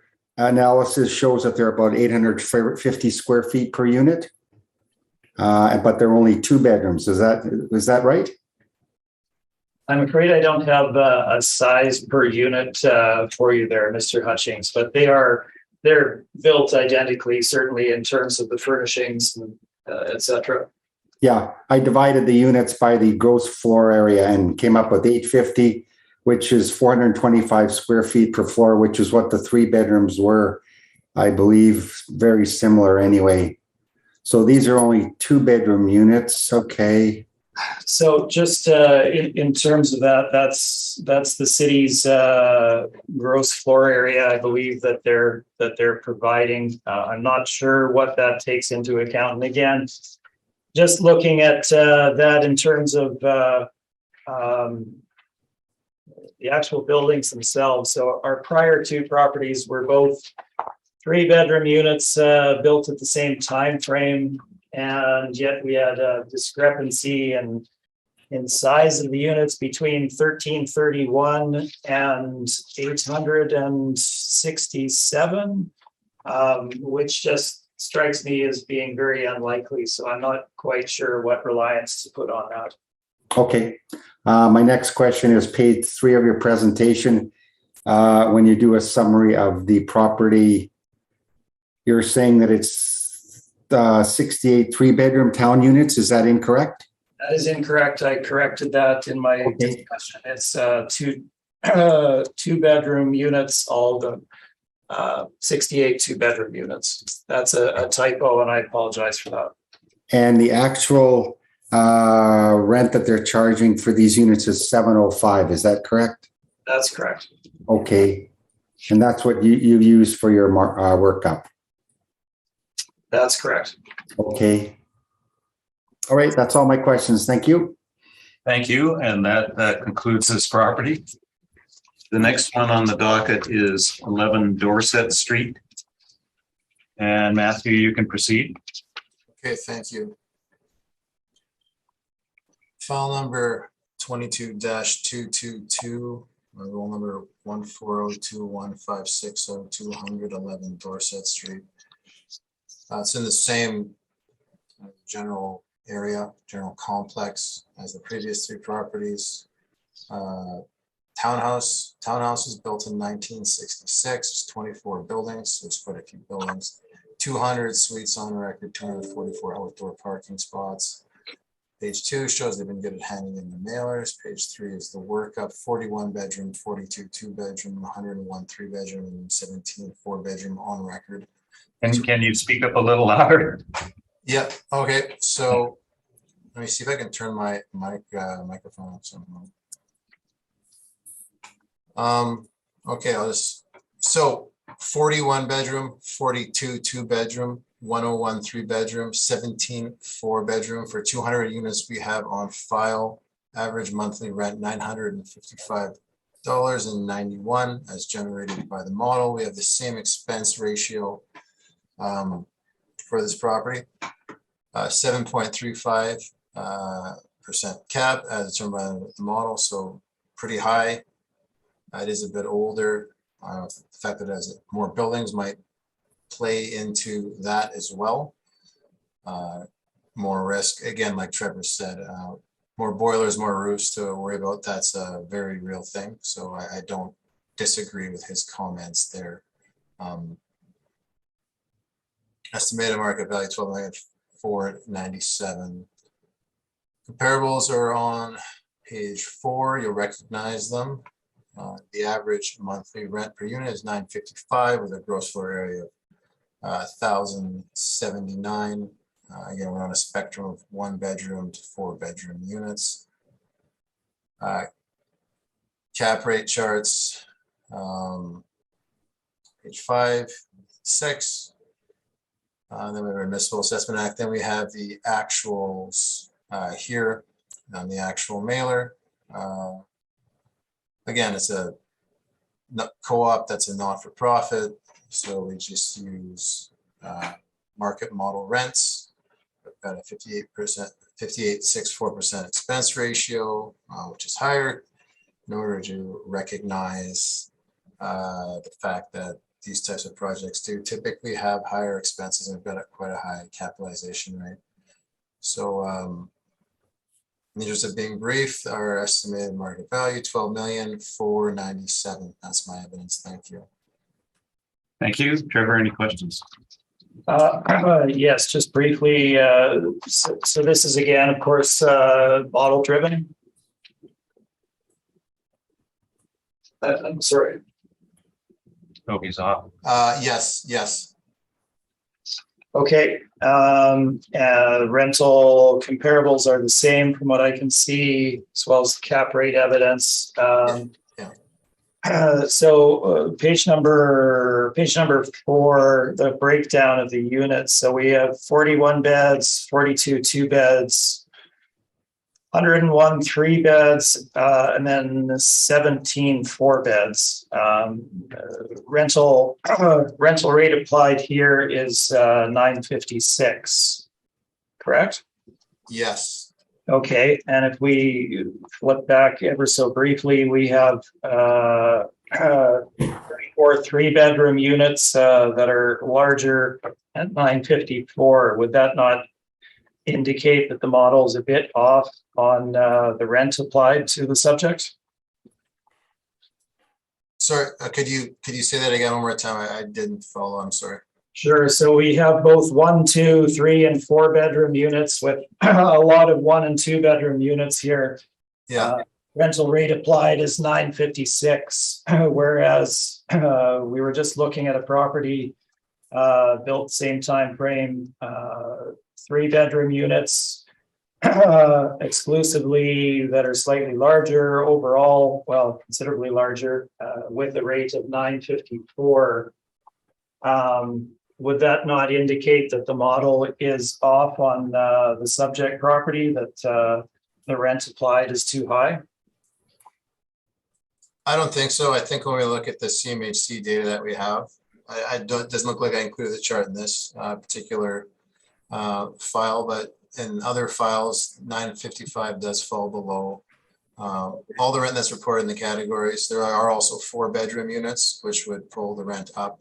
Yeah, so just looking at the theory behind it then, and not the market stats that you were referring to. So we have a total of 17 4-bedroom units here, 101 3-bedroom units, 40 1-beds and 42 2-beds. So 82 1 and 2-bedroom units. 101 3-beds and a very small percentage of 4-bedroom units to pull it up. So with the rate being 956, again, theoretically, you have smaller units, with smaller bedroom counts in the mix. Would that not typically drive a lower rental rate? I mean, when you look at my comparable number 4 on Greenwood, it's mostly 2-bedroom units with a smaller gross floor area. And it's coming in at 990, and we're about $35, $34 below that. So again, it's not, I mean, I'm not a modeler. I get what you're saying.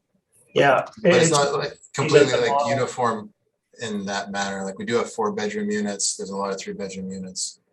And we have a property on Greenwood where it's 990 and it's mostly 2-bedroom units. And okay. I think I've probably made my point there, so I'll leave that at that. All of the rest of it is the same. I have no further questions. Thank you. Thank you. Gail? No, I have no questions. Thank you. Bob? No questions. Thanks, Brent.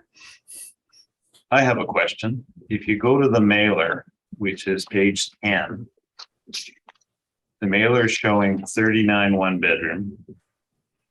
You're showing 40. The 2-bedrooms 42, which you're showing 42. 3-bedrooms 101, which you're showing, but there's discrepancy in the 1-bedrooms according to what the mailer shows. Yeah, according to what the mailer shows. I'd have to look at previous mailers. I don't know if that's a miscount or we're off by 1. Yeah, that's okay. The mailer also shows outdoor parking at 137 stalls. And yet your brief is showing 244. Yeah, I would have to go to the site and well, I'd have to take a look at the site and actually individually count them myself before I would make a change. Sometimes things that are written down on mailers, especially these handwritten mailers, aren't always accurate. Sometimes we find that what's written down in the mailer doesn't actually match what's physically there when we go and check. So we need a physical check.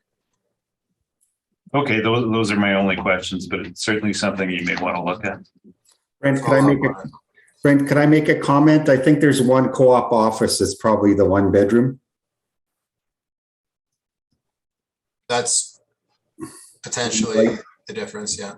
Right side. Number of tenants, non-residential, 1 co-op office. Yeah, I see that line 303 on the mailer. That might very well be the case. Okay, I was just curious, but the parking in particular seems to be out quite a bit. Definitely. Okay, that was my only question. Trevor, you can proceed. That's great, thank you. So I'll just clarify a few things there. So I know, and I'm not going to get into the stall count because I haven't individually counted them, but I do know that they don't have one stall per unit. So the 137 that's been marked down by the staff for the property should be accurate as to what is on site. They didn't design them to have each unit having its own parking stall, so I would err on that side. And in terms of the one bedroom units, so the property was built as a housing co-op. One of the units was always intended and always has been used as the office for the co-op, which is not unreasonable in terms of looking at an apartment complex. Typically, there is, or often a building of this size will have an on-site office to service it, particularly if it's a standalone property such as the property is. So that is the discrepancy. There is 39 one-bedroom units. And I believe that's shown in my evidence as we get into it here. So let's back up briefly. We're now dealing with a separate ownership entity. This is Willow Park Housing Co-op, not Willow Park East. They have a single roll number, that being 11 Dorset Street. And you can see an aerial of the subject property on my cover page there, giving you a layout of the subject property. Quite an extensive area. They sit on 11.6 acres of land. And as you can see, there's a lot of roofs. There's a lot of parking and circulation area, as well as landscaping, etc., to maintain in a property such as this, which would naturally give you higher expenses than a standard market apartment, which is typically what we're looking at. The property itself, so Willow Park Housing Co-op. Let's look at some detail on this. Page number 3. The 2023 assessment for the subject property, $12,497,000. This is a $3,606,000 increase over the 2020 assessment, which is a 40.6% increase. Again, this is not reflective of normal increase in the marketplace over that time frame. There are no stats that will indicate jumps of that range over that time period. 2020 assessment, following reduction, $8,891,000. And our final market value today is, following our analysis, is $9,596,000, well above the 2020 assessment. You can see the history of the subject property going back to 2010. We have an anomaly in 2018, which is still under appeal at the municipal board. We haven't resolved that to date. The circumstances for Willow Park Housing Co-op are essentially the same as Willow Park East Housing Co-op. The land is owned by the city of Winnipeg, with Willow Park Housing Co-op being the lessee. Property was built in 1966 specifically as a housing co-op, commercial row house structure. Pardon me. And you can see the breakout of the units at the bottom of the page. So we have a total of 199 units, with one unit in use as, or one space rather. I'm not going to call it a unit because it was never intended as such, in use as an office for the housing co-op. If they did not have that on-site office, they would have to have space elsewhere in order to manage the property, which would be far more unwieldy. So they've simply designed the property as such that they use one of the spaces as their office space. So we have 199 units as shown. Again, this is a nonprofit housing co-op. I'm not going to run through the detail on that. Let's take a quick look at the photos of the property, some exteriors on page 4, and then we get into the interiors on page 5, 6, and 7, as well as 8 in terms of the build out.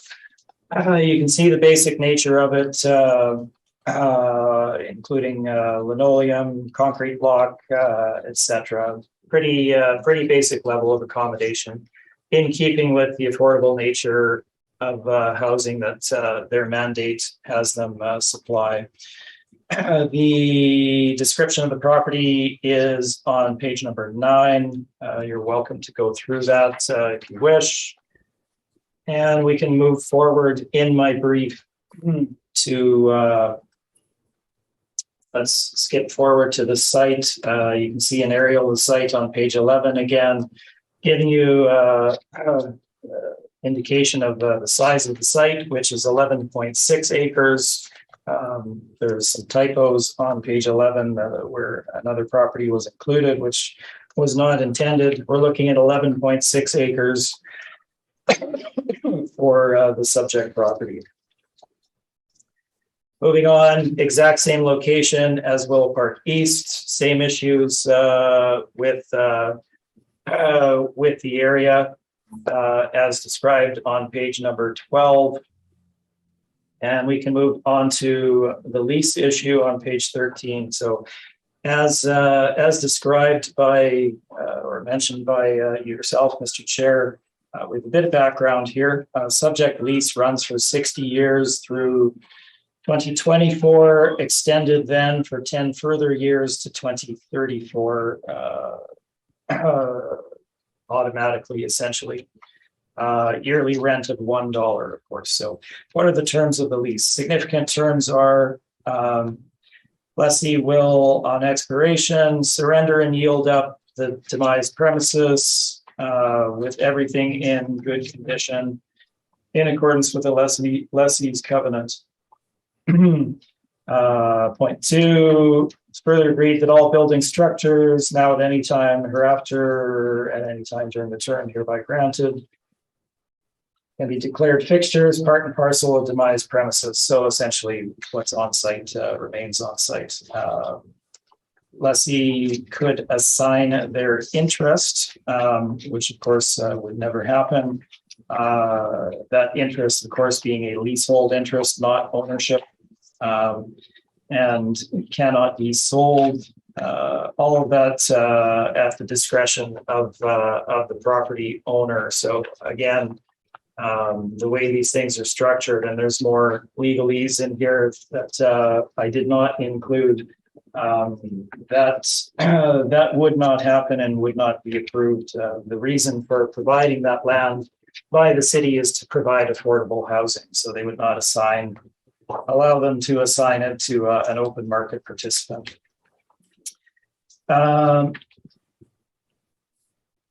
If at the expiration of said term, lessee shall remain in occupation, shall not be acceptance.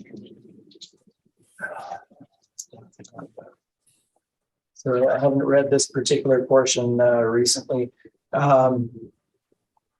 The lessor may terminate the occupation on 1 month's notice. In any case, that's at the end of the lease. That is the end of the lease, subject to renegotiation, which of course would occur with these particular properties. It's standard practice for the lease to be struck again for another term of time.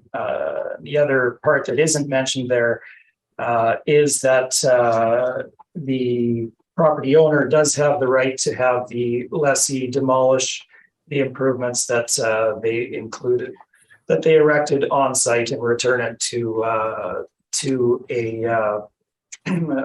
to essentially bare land for them. Moving forward, property rights appraised, same thing. We're on a land lease. They simply have a leasehold interest. We can move into the valuation itself. So Willow Park's housing charges, their rent that they apply are shown in the chart, middle of page 15. So we have 1 beds at $563, 2 beds at $718, 3 beds at $818, and 4 beds at $902, as indicated. The market stats are shown below that. And our comparable rents are shown on page number 16. All of these remain the same. We also provide the CMHC stats on page 16 and 17. With regard to the valuation, we've already run through the reasons for utilizing the in-place rental rate structure. And indeed, we have done that in our valuation. If you look at the top of page 18, you can see the rents per bedroom type applied to the number of units, giving us our final gross rental income. We've included the the parking income in our valuation for the subject property, and there is no on-site laundry. Expenses, we use the vacancy rate of the deferred to the city's 3.2%, which is reflective of market. Expense allowance, page 23, we've gone through the stabilization again, making changes where appropriate to bring it more in line with market stats.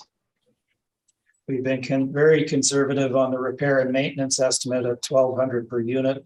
Typically, a townhouse will be higher than that, and often we see $1,500 plus for repair and maintenance per unit. We've used $1,200. Our stabilized expense level, $1,149,000, considerably under the actual expenses of 2018, 2019, and 2020, as shown. Happy to discuss any line items there you might wish to review. Our capitalization rate discussion remains exactly the same.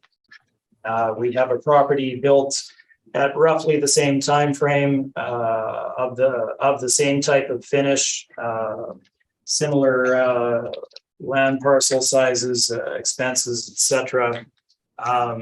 Slightly different makeup for the subject in terms of the breakouts by bedroom type. Obviously, we have 1 and 2 bedrooms here. 82 of those, or rather 81 of those, with 101 3 beds, and then a minor amount of 4 beds, 17. The cap rate that we've applied for exactly the same reasons is 6.25%. I would like to point out we're being conservative in assigning this cap rate of 6.25. Certainly, we do see cap rates that exceed that on occasion in the market. Not typically, normally, obviously, are relatively standard range is between 5 and 6. We are slightly above that range at 6.25% for all of the reasons already discussed in detail. And certainly we could be marginally higher than that, but we felt that was appropriate. If you look at page 26, our valuation is summarized. The expense allowance in this case does fall within a range that we feel appropriate or is appropriate in the market. You do see expenses up to this level. Certainly in the marketplace, and in particular in regard to townhome properties. So applying the in-place rent, 3.2% vacancy, stabilized expenses and a 6.25% cap gives us $9,596,000 as the final market value for the subject property. The addenda remains the same, income and expense, as well as the article we've referred to, giving you just some backup with regard to my discussion of the area. And that is my presentation. I'm happy to answer any questions you may have. Thank you very much. Matt, any questions? I don't have any questions. Gail? Just one question. On page 18, when it talks about the parking income, it indicates that there's one stall allocated for each unit. And then additional, and the cost is included in the, that's the table? That's not correct. Yeah, they don't have one stall per unit is my indication. And again, they've indicated the number of stalls that they have on site.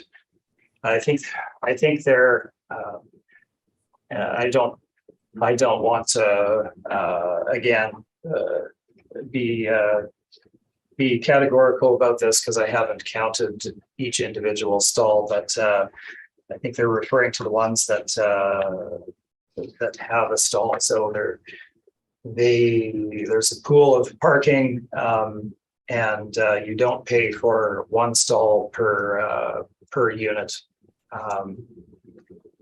So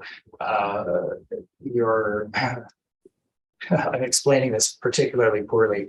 A unit will have nominally availability of one stall to them without charge. Beyond that, they would pay for any additional ones, but they don't have one stall per every unit in the way that it was built at that time, if that makes sense. I know it sounds questionable, but it's accurate. It's a low income place. Not everybody has a car. They knew that when they designed it. That's what they have. So the parking fee is included in everybody's rent, and only certain ones get a parking spot. And then if they want an additional parking spot, they pay for it. You pay for any additional parking. Yes, is the way that it works. And they knew that they had a portion of the market that wouldn't all have cars when they designed them in the first place. That's not unusual for cooperative housing. Okay. Yeah. Okay, thank you. Thank you. Bob, any questions? Yes, thank you, Brent. Trevor, majority of the parking spots are covered. Any difference in valuating between uncovered and covered? Oh, they're open to the elements. There is a roof over some of them, but not all of them. Certainly, it's not indoor parking, etc. No, there'd be no difference. So it's like majority of them are carports. Is that right? Well, the ones that we have in the photos have carports. I don't recall that all of them had carports when I was on site. So I wouldn't want to not all of them, but a majority is my question. From the photo and from Matthew's pictures, a lot of them were carports. Second question is regarding the number of units. You're saying 199, the assessor's saying 200 because he's including the office as a rentable unit. If they made a business decision not to have the office operating there, do you know if that's a 1-bedroom or a 2-bedroom, that office? Just an office. But physically, is it a 1-bedroom or a 2-bedroom? It's not a bedroom of any type. It's just an office. If they were to make a business decision, they would incur the rent that they would have to pay somewhere else. And it was designed as such to be an office for their use. So is it a two-story unit? It is a 2-story unit. Okay. Okay. That's all my questions. Thank you. Thanks, Bob. And if you look at page 8, you'll see a picture of the office, the top picture. And it certainly looks like an office unit. Yeah. But my question was, is there an upstairs unit there? Upstairs area? Well, I haven't been in their office for a period of time, so I believe they all, for the most part, they typically all have an upstairs. So Okay, it has an upstairs, yes. all right. Thank you. That's all my questions. And I have no questions, so that concludes this property. Thanks, Trevor. Thanks, Matt. Thank you very much. Appreciate your patience.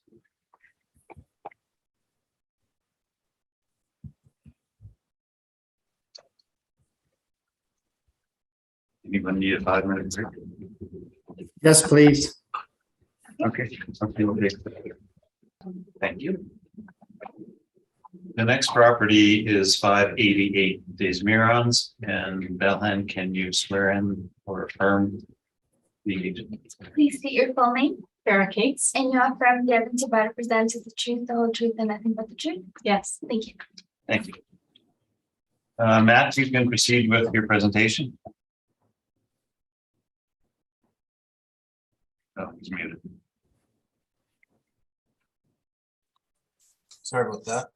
Okay, file number 22-934. Roll number 06093235500588 Des Mirons Street. April 1st, 2021 reference date.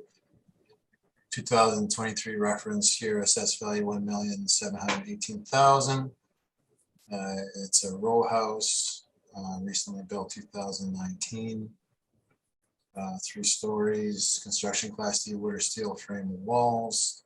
Again, can you speak up a little bit, Yeah. please? Yeah, wood or steel frame walls. Page 2 shows they've been good in handing in their mailers so far. Page 3 of the income valuation shows that it's 6 2-bedroom units. They're all 2-bedroom units. Average monthly rent $1,464.62. Working it through a model with a 35% expense ratio. A 3.9% cap as selected by the model generates our estimated market value. There are some rent comparables. They are not immediately adjacent. I was looking for newer row house type properties. The range is quite large. In the interest of saving time, I have glanced ahead and looked at the applicant's calculation of effective gross income. We're highly similar, with the applicants actually being a lot higher. So it's predominantly a cap rate issue unless anything has changed on the applicant's end. So I'm really not going to dwell on this page very long, but just acknowledge that there are differences with the comparables compared to the subject property.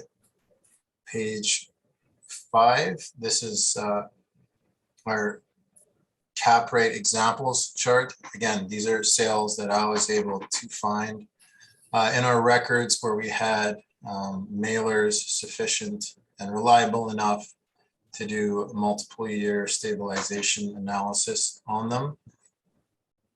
This shows that there are several properties transacting below 5%. There's a newer property in McPhillips, 2390, which had a calculated cap rate of 4.79, but that was 90 suites. Better property on St. Mary's, 700 St. Mary's, only 9 suites, 61, had a 3.6% cap. I suspect this is because at this lower price point, it allows for a greater pool of market participants. The average, it's not like a big investor only kind of, bidding situation. So with that bigger pool of potential purchasers, it would make sense that it would put pressure downwards on the cap because more people can get in on the action. Again, not specific to this property. These are the sales that I was able to come up with. I know the applicant has some sales as well. We'll be discussing later on when those come up. Our cap rate chart is found on page 6. I know you heard about it last time, but I'll just go over it briefly for the applicant on row 5, the multifamily. Just shows the 20th and 80th percentile, 4.8 to 5.6 for high rise, low rise A, low rise B. You'll see that, pardon me, you'll notice that the cap rate applied to this property at 3.9 is much lower than the bottom of the 20th percentile, indicating that it is a good investment. It's a newer property. It's at a price point where others can get in on the action other than just big investors, and that's reflected in the cap rate that was calculated at 700 St. Mary's. So this 3.9, while it is on the lower end, it's not unheard of. Municipal Act excerpts are found on page 7, and then we have the income and expense mailer submitted to the city. You can see that the net operating income, they reported 80,000. However, when you look at things like the maintenance and repair being very low in the $300-400 range, that's not an amount typically a long-term investor would imagine purchasing the property based on, so that probably would be higher. Regardless, the net operating income for this mailer was 80,201. The net operating income assigned by the city model was 66,998. So we're below that. And again, our net operating incomes between the applicant and the city of Winnipeg are highly similar, roughly within $1,500 of each other. So again, I'm not going to dwell on this very much because it's not something that's in dispute. Here's the construction permit, partial permit foundation row housing on page 9. Page 10 shows the declared construction value of one of the 6 units. So I just did a rough calculation. So you have the first permit here for 1 million. And then you've got, there were 6 permits. I didn't put them all in, but they're all 2-bedroom units, all the same declared construction value when you're looking at it on a cost basis, which we're not valuing it upon, but it's something that you can look at as a test of reasonability. It comes out to 1,833,335. And then when you add the land only sale onto that, you're over 2 million on the total valuation, looking at it at a cost basis at that time period, the 2017-2018 time period. And we are here April 1st, 2021. The city is valuing it at 1,718,000. So cost method does support the valuation determined by the model on an income basis. That's my presentation. Thank you. Thank you. Sarah, do you have any questions? Yes, I do. So are all of the inputs model derived? Yes. And turning to page 3, your vacancy that you're using is 2%. So is there a submission in your evidence regarding vacancy?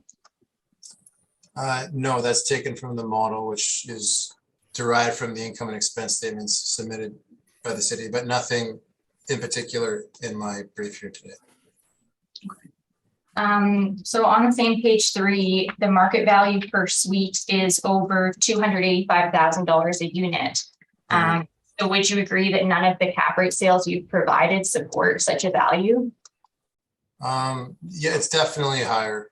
But I wasn't looking on a market value per suite basis. mean, if you look at the cost, just cost to purchase the land and build the property, it would be even more. So while it is high, no dispute, I believe it's supported. So I have some questions regarding cap rate. We have submitted some rebuttal, but I was hoping to speak to that in the form of questions to the assessor. Would that be permissible? Let's just check.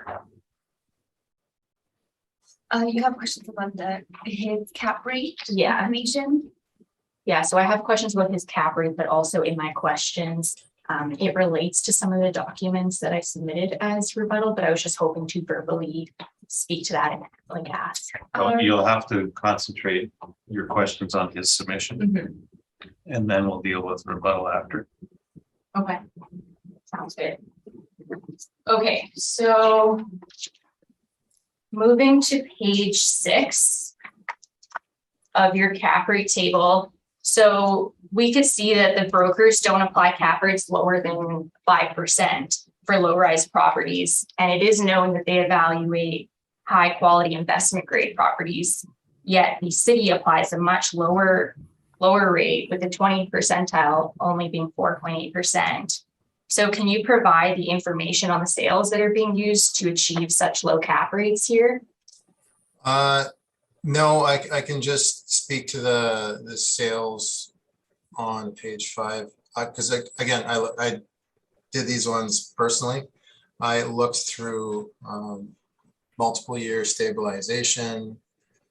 I looked at sales mailers where the purchaser will declare what cap rate they use, and then I was able to compile a chart showing that there are several transactions below 5%. I don't know if Collier's, CBRE, and Cushman & Wakefield have the access to information that the city of Winnipeg does on a grand scale, where we request mailers every year from every owner. I doubt that Collier, CBRE, and Cushman & Wakefield, not that they don't know what they're doing, but I don't think they have the access to the information that the city does. No, but the point being that they're evaluating higher quality properties. So if they're establishing 5% as the base cap rate, then it draws into question how the city, who's evaluating a much larger range of sales, would have something lower. Would you agree? Again, I don't know if they're only using the highest of quality of cap rates of properties. I'd have to take a look at that. That could be subjective. I don't know if they're using straight direct comparison for all their sales and coming up with their range, or they're using some kind of alternative methodology. I just know the sales that I've looked through and the mailers that I've vetted, and there are several sales coming in below 5, and then the model, independent of my own site-specific research, is also coming up with these figures. So yeah, I guess there's a disagreement there between the city and Collier, CBRE, and Cushman & Wakefield. Okay. And staying on the same page 6 with the overall cap rate table, can you comment on how many sales have been included, in what areas, how many maybe row houses, etc.? Yeah, I'm not in the modeling section, so I actually can't give you an answer, unfortunately. Okay. So the 20th to 80th percentile values indicate a range of 4.8% to 5.6%. So given that the majority of the cap rates are stated to fall within this range, can you speak to any specific adjustments that have been made to the subjects that we're going to be hearing today, specifically with this property at 3.9% cap? Not on a model basis, but I know just from my experience, like I've looked through, I've done this for a few years. Like I've looked through site-specific cap rate analysis. I've looked at sales mailers, and as I alluded to in my presentation, that a lot of the time you find the fact that these smaller unit count buildings, they provide a wider pool of potential purchasers. which would in turn provide more competition, which would push the sale price up, which would push the cap rate down. That just seems to be the data that we get, and it logically follows along those lines. Again, the data is modeled. It's not based on, if the data came in the other way, these ones would have higher cap rates. It's just in regards to the information that comes into us. So I don't know if that's the answer you're looking for, but that's the best answer I can give. Okay. So on page 5, the purpose stated for providing the cap rates is to illustrate the accuracy of the model and substantiate the model derived cap rates. However, there are no cap rates which fall between the 20th and 80th percentile or over the 80th percentile. So would you agree that these cap rates do not substantiate the model? Well, again, I looked through the data and these are the ones I could find. I mean, I've looked through your cap rate sales. I disagree with some of them. I actually agree with some of them, and some of them are going to appear.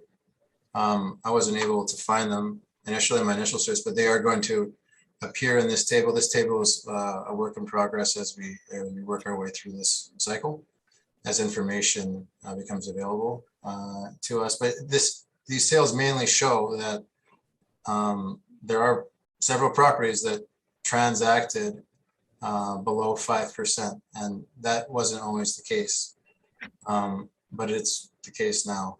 So again, it's not subject property specific, and perhaps it's just maybe the table is there to give the panel more confidence when they see our model cap rates being below levels in which historically they're used to seeing. Okay, but with that said, I get the point of wanting to show the low cap rates are there, but if your model is showing that most cap rates are between the 20th to 80th percentile, it seems a bit unreasonable that no sales could be found. Would you agree? Again, it surprised me quite a bit. I looked through the sales data. Again, this is like leading up to the border revision cycle, so perhaps I didn't cover them all. There was no intention on my part in only showing low caps. Like I said a little while ago, there's a couple of cap rates in your cap rate study, which I think the sales are applicable. We might not agree on the cap rate, but whereas the cap rates do come up above 5%, and those are going to appear in our table and briefs going forward as the data becomes available to us. Okay. Does the model apply a premium to the cap rate for row houses based on the increased risk associated with these properties? I haven't been briefed on that, but it wouldn't surprise me if it did.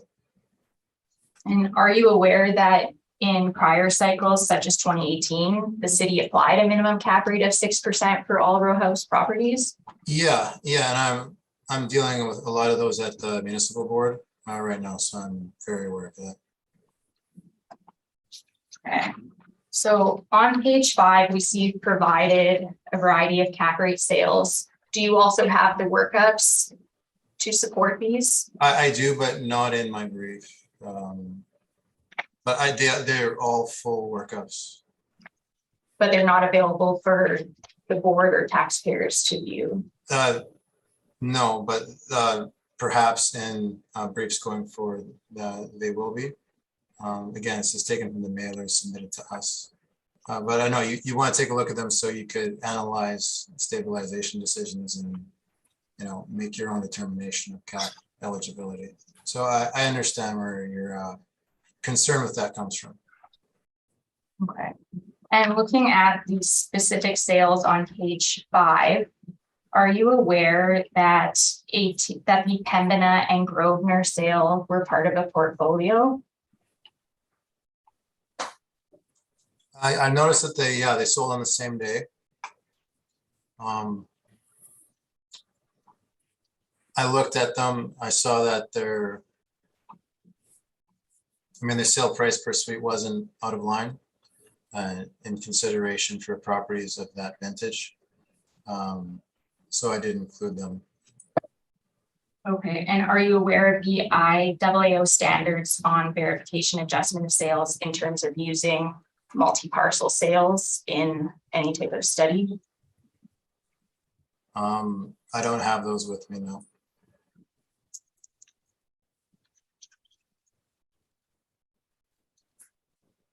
So for 2390 McPhillips, when we take the NOI reported and the sale price, we get a cap rate of 5%. So can you provide the details that led to a cap rate of 4.79% being calculated? I don't have my workups in my submission here. And for the sales at Burnell and St. Mary's, we could not locate these on Sabre or find any marketing material for them. So can you advise if these were open market transactions and if any non-realty items may have been included, possibly purchased with the intent to renovate? Can you comment on any of those? Yeah, to our knowledge, I know they do hand in sales mailers, but often they don't. There's no indication that there was any sort of intention to renovate. I don't believe. Again, I don't have the details, but those are things I would have vetted in regards to coming up with a calculation of cap rate, or if I didn't, I should have. But I don't have the details for any of these in my briefs here today. Okay, that concludes my questions. Thank you. Gail, any questions? No, not at this time. Thank you. Bob? Yes, thank you, Brent. Matthew, the rent you're applying for your workup is about $1,465 a month. Is that correct? Yep. Okay. And the actual, according to the NOI submitted by the appellant for potential rent would be $1,499 a month. Is that correct? About $1,500 a month. I'd have to look at their brief. I know when looking at their income statement on my page, it looks like we're just underneath potential. It doesn't look like we're overstating the rent. Yeah. I'm calculating it at $1,500 a month on their declared income received. Okay. And whereabouts on Des Moines are we located? Let me just Google map this quick. I should have mentioned this in my presentation.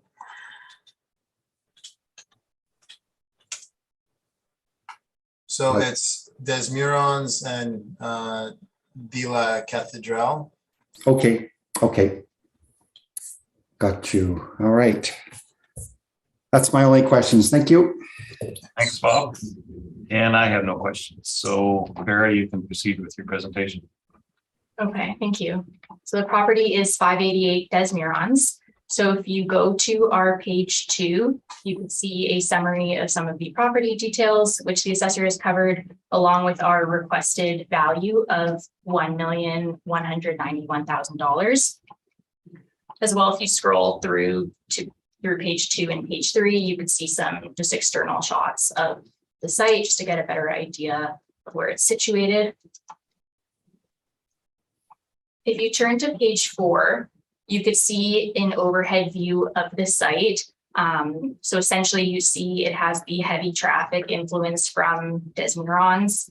As well, it fronts onto a back lane as well as a parking lot right there. So that would be the views from the balconies, essentially. And of note, so it is 3 stories. The main floor is garage parking. So if you scroll through to page 5, we've also provided a Google map just to get a better idea, again, of the area and where it's situated. Now, if you skip ahead to page 8, you'll see our income approach. So the main focus here is on the capitalization rate. So we are contesting the assessor's cap rate of 3.9%, and we're instead applying a cap rate of 5.5% to the property. And this is supported by our capitalization rate study, which we've submitted. So I'll go through the cap rate study in more detail once we are on the valuation page. But just for an overview of what we've done with the cap rates, we've submitted these two tables in as part of the brief. So you'll see the first one shows the base cap rates that we're using, and it's stratified by effective year built. So these are assuming good quality properties in good locations. And then from there, in the lower table, you'll see we've made adjustments based on perceived risk factors. So we've looked on a site-specific basis of factors that apply to the property and have made either upward or downwards adjustments based on our analysis there. So the base cap rate for this property would be 5.25%. And from there, we've made some adjustments. So first, looking at building type and construction, this is row housing, and there is increased risk there due to more systems to maintain, having individual hot water tanks, individual HVAC, as well as more appliances as well, with like the laundry and suite and et cetera. So more maintenance there. In terms of the amenities, we feel that there is a decreased risk here, since the units have individual parking garages and they're also finished to a high quality standard. As well, the suite mix, they're all 2 bedrooms. We feel that also decreases the risk, and they also each have an office space, which works to decrease the risk. In terms of the number of suites, though, it has a low suite count, which increases the risk due to greater effects on the proportionate vacancy. So with only 6 units, any type of vacancy is likely going to be above a market rate. Additionally, looking at location and external factors, there is an increased risk here. As mentioned, it's on a busy street and its view is facing onto a parking lot. So yes, it is a high quality, has high quality finishes, but then the view from there is not ideal. And the last factor we looked at for this one is the supply and demand. So there is a saturation of newer apartments, which increases the risk. And when we get to our study, we'll go into kind of the slower absorption of new units and just the flood of supply on the market. So from there, we've started at 5.25 base, and we've ended up at an overall cap rate of 5.5% for this property. So that leads to our requested value rounded of $1,191,000 or $199,000 per suite. So if you turn to page 9, you'll see our valuation that we've used. So generally speaking, we've stabilized from 2018 to 2020, but given that this is a newer property, there's just naturally limited, we're limited to the 2020 data. So in terms of the gross rents, we've used $113,346. Regarding vacancy, we've used a rate of 4.8%. So this leads to an effective gross income of $107,946. Now, regarding the expenses, any type of specific notes are on the remarks column just toward the right side of the page. And I just wanted to draw your attention to line item 30, the real estate taxes. So you'll notice that there's a different value there from the $27,745 listed. So we just wanted to clarify that we've gone in and calculated the actual taxes. And that's why the value we've included in our stabilized column is different from what's in the 2020 column.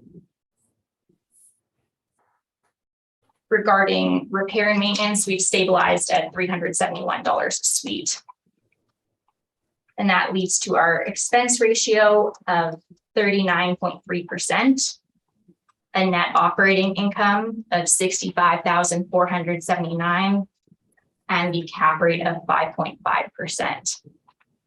Now, if we can turn to the, from this document to the Altus cap rate study so that we can go through that cap rate study, and that would cover both this property and the next property as Just well. give us a second Yeah. to get to it.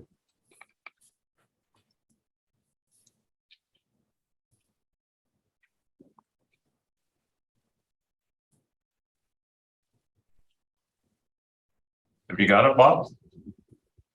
I do not. Oh, Gail, have you got it? Yes, I do. I haven't. Was the last item in the list.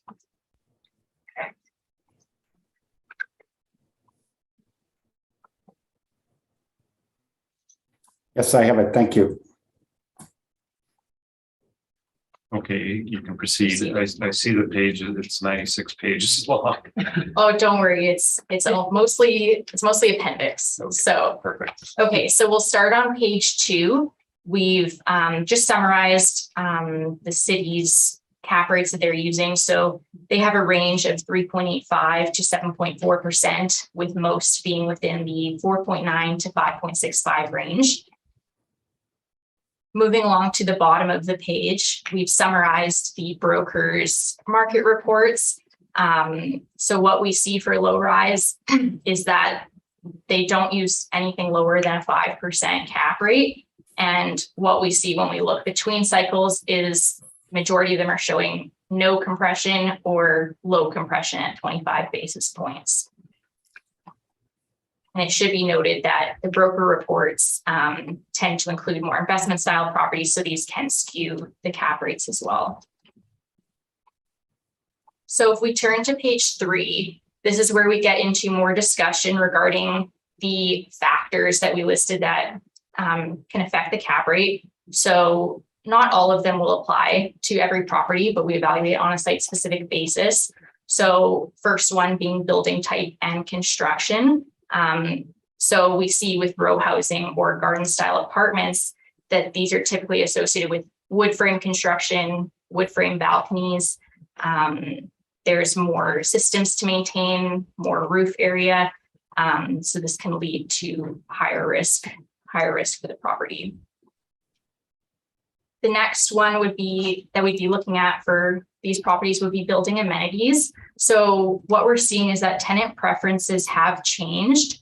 More people are working from home. And this is a trend that predated COVID, though was exacerbated by the pandemic. So with more people at home, we're seeing more demand for outdoor spaces, spaces like gyms, like dog washes, dog runs, like just a lot of demand for more amenities to be included.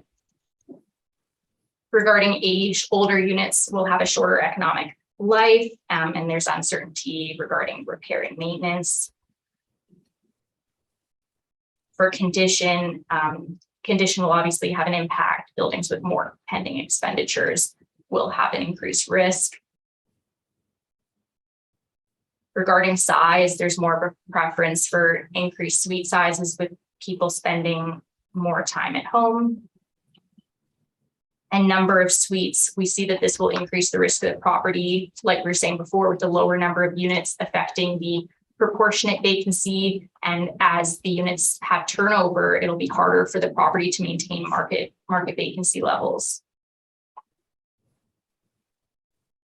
Location, of course, has a huge impact on the value. And as we're seeing with this property on Dismirons being, heavy traffic, that could be a negative influence that has to be looked at. And the final factor is supply and demand. So what we're seeing is that supply is outpacing demand. There's a large influx of new apartments coming onto the market in Winnipeg. And with supply exceeding demand, that will create a risk for multifamily.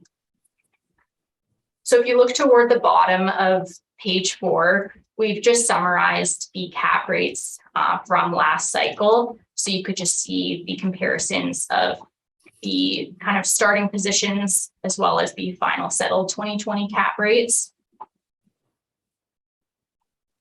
So if you move along to page 5, you'll see a table with our cap rate sales. So I just wanted to start by making a correction to 32 Arden, which is the last, the most right cap rate seen on the page. So we did review some of the assessor's information from the hearing that happened yesterday. So we've adjusted this cap rate to 5.36% from 5.42%. So a small adjustment, but I just wanted to note that before we got into these. So then that would make our cap rate range from the sales 5.36% to 6.85%. Now, I'd also like to note for 535 Victor, which is the first sale shown, that when it cleared land titles was post-reference. However, we could see that the sale was kind of finalized in December of 2020, which would put it within the reference period, would make it known by the market at the reference date. It still makes a post reference Okay. because we use the land titles date. Okay. So if you move along to page 6, we did a bit of an analysis regarding sale price per suite. So we've just summarized those results in the table here, just stratified by the year categories again. And then if you look to the middle of this same page, you'll see these are the base cap rates that were included in our brief. And the table below shows all of the factors that we would refer to. This table was also included in the brief, but in the brief, we would kind of narrow down the factors just by the ones that we're going to be looking at. So there are some more factors here than were included in the brief based on kind of our analysis. So that concludes the report side of the cap rate, but I just wanted to briefly walk through the appendices and just draw attention to just a few important pages within there. So if we look to the start of the appendix, so Appendix A starts on page 7. This is essentially just a sampling of the city's cap rates. These were just included just as a point of reference to show that like very objectively similar properties have like these kind of adjustments that are just a bit unclear what the basis is. That was just the purpose for just including those. So if we go then to page 12, that would be the start of Appendix B. So Appendix B is just the market reports. So we've summarized the cap rates of the brokers in the report section, but just if you wanted to see the source data for where we got those, that starts on page 12. So if we jump ahead to page 18, this is the start of our Appendix C. So this is just the background information for some of those factors that we included. Now, a lot of those factors do speak for themselves, but I just wanted to draw attention to a couple important pages within this appendix. So if we first go to page 20, this just shows the aspect of pre-existing trend of people working from home. And you could see on the bottom of this page that this is from a City of Winnipeg economic report. Now, if we go to page 35, so page 35 and 36 are speaking to the influx of supply. So if you look on the chart on page 35, you see the amount of apartment starts really picking up around 2017. And if you go to page 36, this is a breakdown of the new impending supply by region. It is tracked by permit date, so often the council minutes come out, months prior. But this is just a bit of a breakdown just to be seen by region. And then the last page within this appendix that I wanted to just draw attention to would be page 38.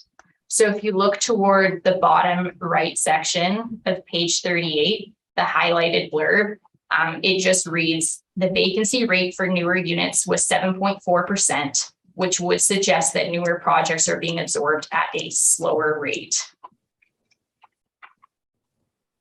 So then moving on from Appendix C, Appendix D is just referring to our cap rate sales. It's showing our workups and the supporting data for that. So that kind of takes up the bulk of the remaining appendix.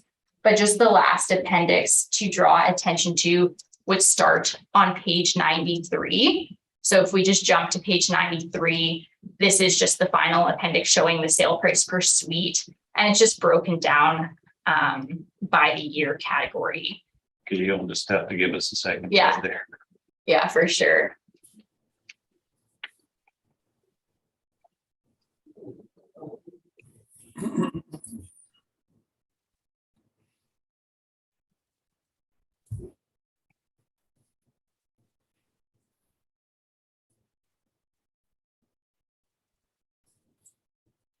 Gil, I've got it. Mhm.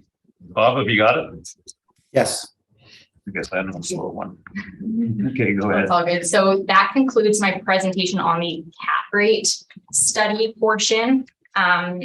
So just if we could just go back to the Altus brief on page 9 where our valuation is shown. So that's what leads us to our indicated 2023 market value, again rounded, of $1,191,000. And then on page 11 is just the start of our appendix for the brief. So if you just wanted to scroll through there, we've included the city value that's available on my properties. We've included the I&E submission that we've used in the value. And then on the last page as well, just for convenience, we've just included the evaluation page again.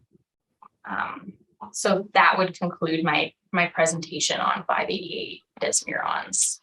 Okay, thank you. Matthew, any questions?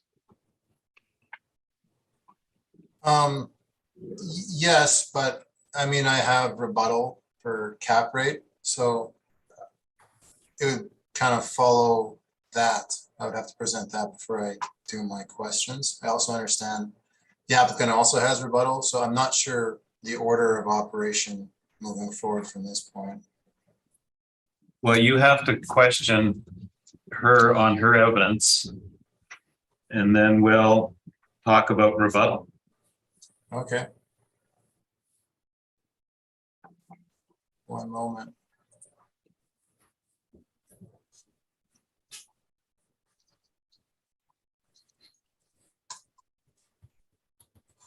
So it's mainly cap rate with this property. So looking at your page 5, you would agree that 535 Victor is registered at land titles post reference in regards to the reference date we're looking at today. Yes. Okay. So therefore it would be, the panel couldn't consider it as evidence. Would you agree? If the panel decides not to consider it as evidence, then that is fine. Okay, that's fine. So I'm going to try and work my way through your cap rate because it is kind of split up, and I'm going to go through them one by one. So 203 Yale Street East. That's page 44. Are you back on the cap rate study? I'm just on the cap rate study because it's on cap rate. So we're just going to stick on that one. Okay, let me get it back.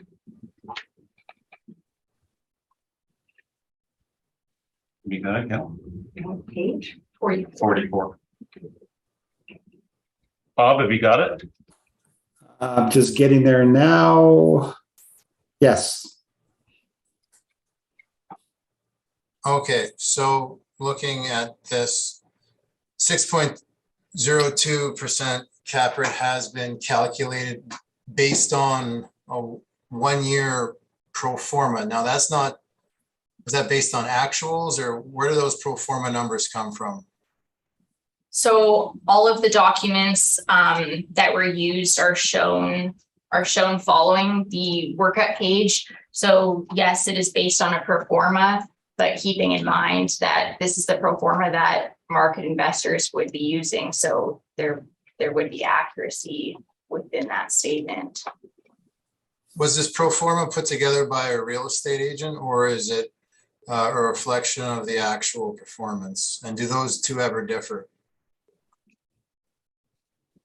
I can't comment on who it was put together by. All of the information we're using is publicly available. And what was the second question? So do the figures say a pro forma is put together by a real estate agent in the form of an advertisement in order to justify a listed sale price? Do those figures presented in the pro forma ever significantly differ from the figures evidenced in the actual performance of the property on a multiple year basis? I'm sure there would be cases of variation, but at the same time, when this is the document that's being put out to prospective investors in the market, there is an element of accuracy that would be assumed in there. Okay. Are you aware that the property sold again July 16th, 2021? Well, that is a post-reference sale. But I'm just asking you, are you aware that the Matthew, it's not relevant. It's post-reference. Okay. I don't know where you're going with this, but What I'm going with this is, okay, so then I'm going to ask the panel this question. How am I supposed to present the fact that it was purchased for renovation and then resold if the resale happens after the reference date? How am I supposed to present that information? Or does that just fly under the radar? well, the only sale is post-reference. No, there was another sale a year and a half later on the property So at a much different sale price, and I have evidence that there's been renovations. Now, I got told that I can't talk about post-reference sale, but that is something that happened. So now how do I present that to the panel? I'm asking the panel, how do I present that information, or does that just fly under the radar? You know what? We're going to take a 5-minute recess because I'm really not sure where this line of questioning is going. So we'll discuss it. So we're going into camera. Yes, thanks. You're there, Matt? Yep.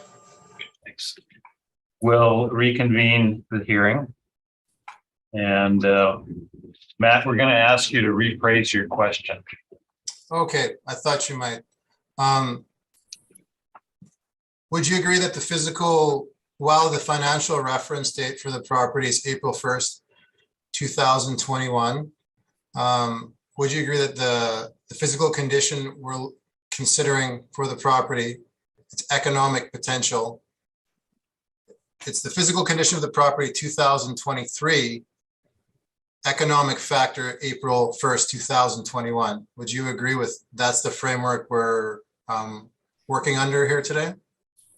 Sure. Yes. Okay, so are you aware that that the condition of the property has changed at all since the January 30th, 2020 sale? The only information I can speak to on the property is what we've submitted. Okay, I think that's fair.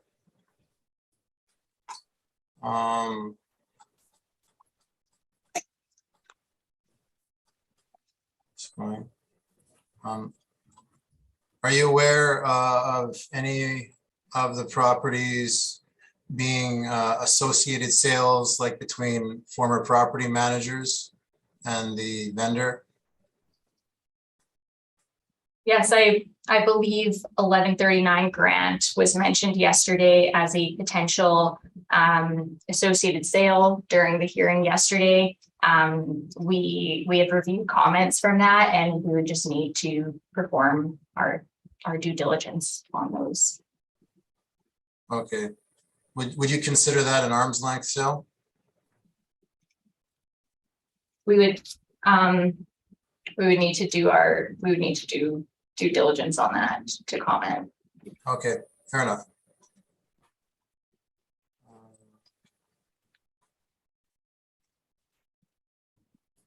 I think I'll just leave it there until we kind of go through the rebuttal.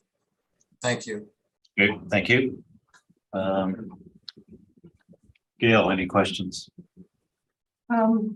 Just in regards to vacancies in the building, are there currently any vacancies in the building or is it fully occupied? Are you aware? I'm just aware of like the value that we've used from the mailer. I haven't spoken to the client to confirm if that's still the case currently. Okay. Thank you. Bob, any questions? I am good, thank you. And I'm good, thank you. And now we'll proceed to the applicant's rebuttal. And This has been uploaded and everyone should have it. the applicant has 3 different rebuttals. It's just kind of just three separate documents. Some of it has been kind of spoken to, but just providing like the background there. Okay, if you want to proceed with your rebuttal number 1, this is still how it's shown here. Okay, is that the verification? Those are the sales. Verification and adjustment of sales. Okay, so the part that I wanted to draw attention to from the verification and adjustment of sales was section 5.6, subsection 2, relating to multi-parcel sales. So it would be page 27. It would be page 27 of the PDF. If you're on there. So essentially I'll just hang on for a second. okay. 5.6.2. Yes. You got it? Yeah. In a minute. Sorry, page 27. Page 27 of the PDF, kind of toward the middle.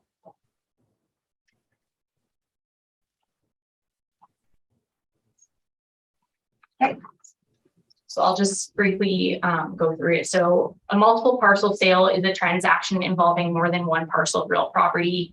These transactions present special considerations and should be researched and analyzed prior to being used for valuation or ratio studies.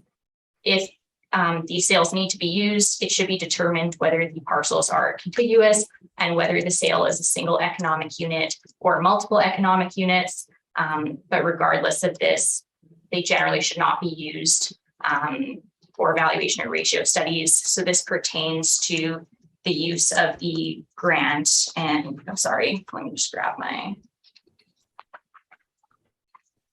So this pertains to the use of the Pembina and Grosvenor sales being portfolio. And I guess relating to the second document that has been submitted, the news article. That you submit? That has been submitted, is that the second? That's the third one. Oh, I just went in the order that they were attached. Okay, my apologies. So the third item, the news article, is just kind of showing that these sales were high profile in the news. So it would have been established that they were part of a portfolio. And then just moving along to the second item, then the investment brochure for Lady Joyce. Let's get to the page number. So we could see the NOI they're using on page 3 toward the right-hand side. The actual sale price sold for less than what was listed. But so if we take the actual sale price with their NOI, that this was their information marketed to potential investors and purchasers, it would have been a 5% cap rate. So that concludes our rebuttal presentation. Okay, Matt, do you have any questions? He's muted again. Been doing this for too long today. I apologize. Just a question on page 11 of the PDF. The rebuttal? Yeah, the rebuttal. Yes. Yes, the first item. Okay, we're gonna have to go back to it. Just hang on. So that's page 11 of the verification document. Yes, yes. Just wait till we. Gail, have you got it? Yep. Bob, have you got it? I do. Okay, let's proceed with your question. Okay, so page 11, 5.2.3, relationship of buyer and seller. Any close relationships, including marital between individuals, and there's a list of related options there. Or corporate relationships between businesses should be discovered because sales between related parties may not reflect market value. Do you think a former property manager and an owner may fall into this category where further research would be required? I would say if it is suspected that parties may be related, it does raise a red flag that should be investigated, not necessarily immediately tossed. Okay. I think that's my only question for the rebuttal, actually. Thank you. Okay, thank you. Bob, no, sorry, Gail, any questions? No, I have no questions. Thank you. Bob? No questions. Thank you. And I have no questions. So, Matt, you have rebuttal? Yes, I do. Okay, I gotta distribute it. Okay. You'll just have to be patient. We have to get it loaded. Yeah.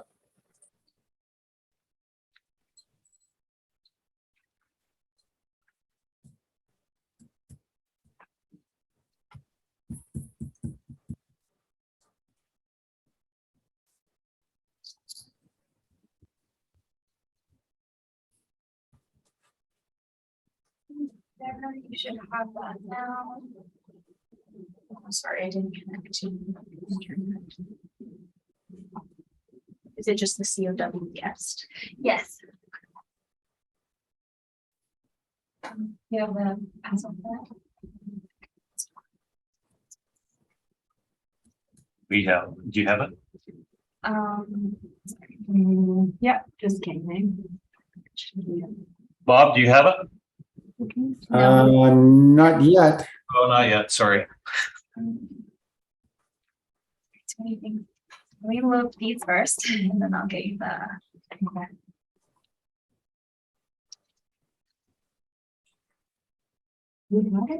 What's it called? Maybe 5 and 6. It's the AT&T rebuttal at Altus cap rate. Oh, yeah, got it. Hey, Just came Mr. in and Hunting, it's do you kind just of- want to refresh Yeah. your original link with all the documents? It should be on there now.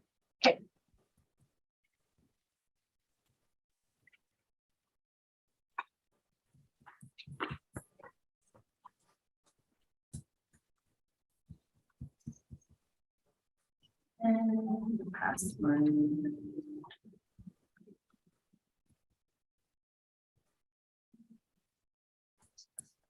Okay, got it. Okay, it's Very good. C0. Not yet. Sorry, C0. Pretty sure it's a 0. Okay. 20. Oh, and those are all capital letters. I mean it as complicated as possible.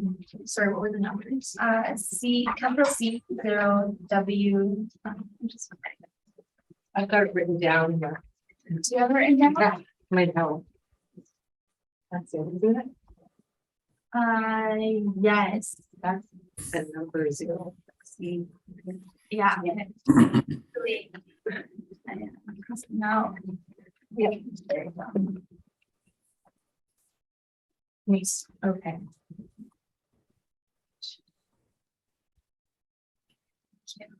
You want to come.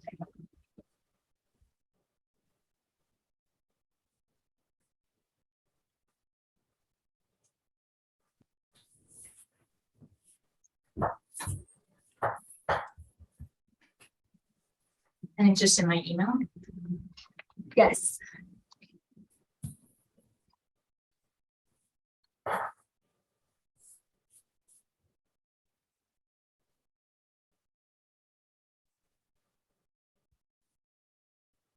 Okay, I have it as well.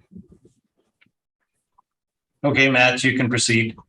Okay, so before I get going here, in light of the break we had last time, I think it might not be a bad idea before I start presenting and then get my hand swatted potentially for presenting information that would be deemed post-reference. The panel takes a look itself, perhaps on its own, at page 2, the column in regards to 203 Yale Avenue East, and then also page 4 and 5 as it pertains to Yale Avenue East, the renovations, because there is some sale information that occurs after the financial reference date.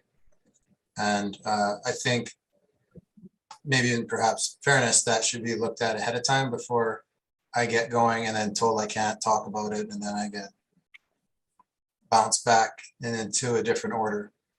So do you want to glance ahead and take a look at that and see, tell me if I can present it or not? Or do you want to take a break and then come back? Or do you just want me to present it and then tell me to stop when you want me to stop? Well, we certainly don't want to break again. I'm not sure, again, where you're going with this. Okay, so you can just tell me. I'll ask you the question. Are you going to be talking about the July 16th, 2021 sale? I have it in my evidence. So I would be. So if you tell me I can't talk about it, then I won't mention it. And then I'll just say disregard it. Then I would prefer you follow that route because it is post-reference. Okay, fair enough. Okay, page 1, that's the title. So basically what I've done on page 2, so disregard the third column down, indicating the renovation and resale post-reference 203 Yale.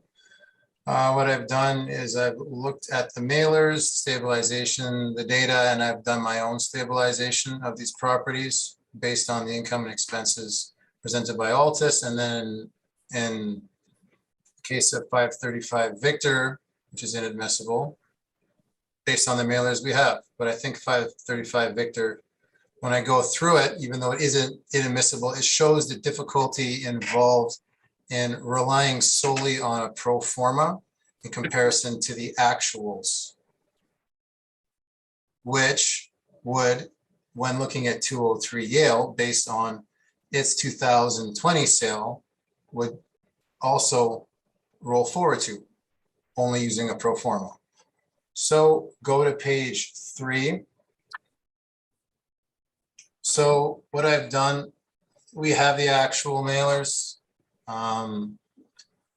What I've done is I've taken the Altus figures. Now I know this is post-reference, but I'm showing this again to show how the pro forma and the mailers come up with two very different results. You can't really take a pro forma at face value. So the Altus stabilization was based on the Realtor pro forma. The figures comes out with a 44% expense ratio. The Realtor pro forma comes out with a 32.2 expense ratio. So taken exactly from the Altus brief. When you look at the actual 3-year income statements, they've had vacancy issues the entire time, hovering around the 20-35% range. Not related to renovation. Renovations occurred prior to that time period. You can see that the potential income they have been receiving through 18, 19, and 20 goes up and down from 106, 119 to 96, whereas Altus has it stabilized at 140, 860. That's not reflective of the actual performance of the property. When you're looking at the insurance expenses, they don't reflect. Altus is stabilized at 4,500. The actual most recent year, 5,892. So that's a big difference there. Management fees are different based on 5% of BGI. Hydro and water are different. Repair and maintenance, look at the historical repair and maintenance. The performer says 7,000. It says 7,000, even though 3 years leading up to when the realtor was advertising the property for rent, it was 19,000, 26,000, and 25,000. I don't think you need to go line by line on this. Okay, well, I'm just, Made your point about the pro forma statement. yeah, so when we stabilize it, it comes down to a cap of 3.22. So that's a real big difference, and that's based on actuals. That's more accurate than a realtor pro forma, which has no bearing. So we got to skip page 4 and 5. Page 6 shows the interior of the property. Physical reference, here's 2023. I took these from a website a few weeks ago. This is reflective of the inside of the property as it is now. Take that as you may. Page 11, this is in regards to 555 Corden. We actually don't really differ at all from Altus on this. The sale seems fine, and this is a sale that's going to be appearing in our table on a go-forward basis. We don't have any issue with it. 1955 year built. Small difference in income for laundry, inconsequential. Next page, 1139 Grant, page 12. The property was purchased by the former manager, Asteroid Investments there. It's an associated sale with a declared cap of 4.89. It's non-arm's length, not admissible. If you go to page 13 and 14, you'll see they declared a 4.89% cap on the sale of the property. And then it says Asteroid Management, the manager purchased the property. We also have difference in stabilization. The notes are at the bottom here in regards to where the income was taken. Altus has a different income as such, but in purpose of working through this quickly, because I'm hearing you guys can look into that afterwards. It says that the rents, Altus took the rents from the ad, multiplied them, came up with a much higher version of the potential rent.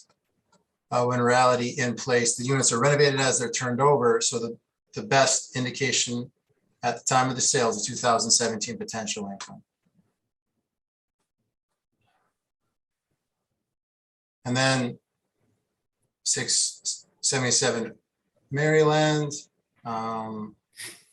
We just had a difference in the stabilization of the repairs and maintenance. Altus had a lower stabilization. We used 1,000. I believe they used 800 or 750. I'm trying to scroll through theirs as I'm presenting and reading mine. That's the difference. But we're close, 5.5 to 566. And then 32 Arden, there's a difference between the calculation of effective gross income. Basically, when looking at the mailers, I have a box that says difference between City of Winnipeg stabilization and Altus stabilization. Altus double counts non-unit revenue in the calculation of effective gross income. To see the calculations below. Minor difference in management as well. Other small differences. Potential gross income is inflated. If you look at the workups, like the charts below the stabilization chart, you'll see that when you're looking at the yearly potential rent, they took theirs from the rent roll. The rent roll didn't make any mention to the parking, but when you look at the December 2018 monthly gross income, discount and parking inclusive, it's nearly identical as the rent shown in the 2018 rent roll. So basically they double counted. I'm not going to go into any more detail because I don't think you guys want to hear that at this point. So basically there was a difference in rent and a small difference in management and professional fees. So basically we restabilized differently. We came out to 5.5%. And then the appendix just shows the income and expense mailers where I took the figures from for 535 Victor. That's my rebuttal. Thank you. Thank you. Farah, any questions? Yes, just gonna locate the page number. Okay, so my first question, so on page 3 of your workup for Victor, you've stabilized vacancy near 30% and expenses like over 65%. So would you ever assess a property using those type of parameters? Well, I mean, some properties have historic issues with them. This is one of those properties. Maybe it could be stabilized. Vacancy could be stabilized lower, but at the end of the day, that's what they're showing. It's a far cry from the realtor pro forma.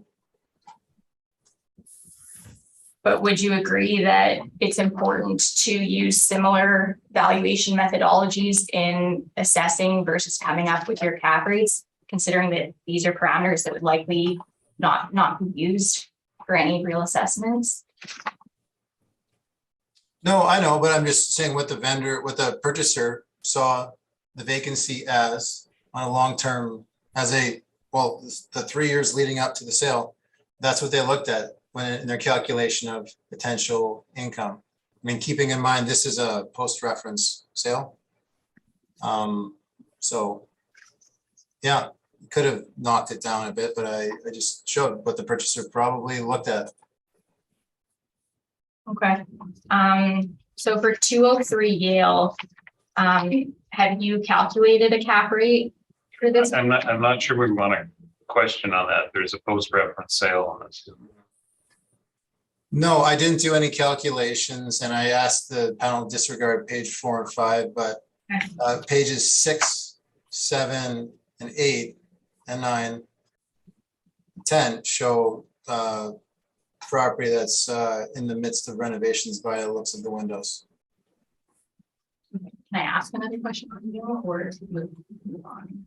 I would move on. Move on, okay. And then my last question, for 32 Arden, where is it that shows that the laundry is being double counted? I can respect the point about parking and we're still investigating that one. But where does it show on the statements that laundry has been included and therefore we're double counting? Oh, sorry, I just took the 2018 income and expense mailer information. I don't have it in front of me. I have to scroll through yours. I don't know if there's actually even laundry in that year. Didn't look like in 2018. I think we can move on from this question. It's just double counted. That's all on a general basis. If you look at the tables, the total rent in terms of parking. Okay, thank you. Gail, any questions? No, I have no questions. Thank you. No questions, thank you. And I have no questions. Thank you. This concludes 588 Des Mirons Street. The next one on the docket is 860 London Street. And we'll have to bring it up. I find it. There it is. I kind of spoke to it verbally, so I think that was just relating to it was kind of essentially just relating to the adjustment of the Arden cap rate based on information that the assessor presented. So it kind of spoke to it, but I just kind of provided it as like an extra document. So I think we're okay to not include it. No, I just need to know if I'm distributing it to include it on your documents or No, I not. think that's thank you. Sounds good. Hey, Matt, 860 London Street. You can proceed with your presentation. Okay.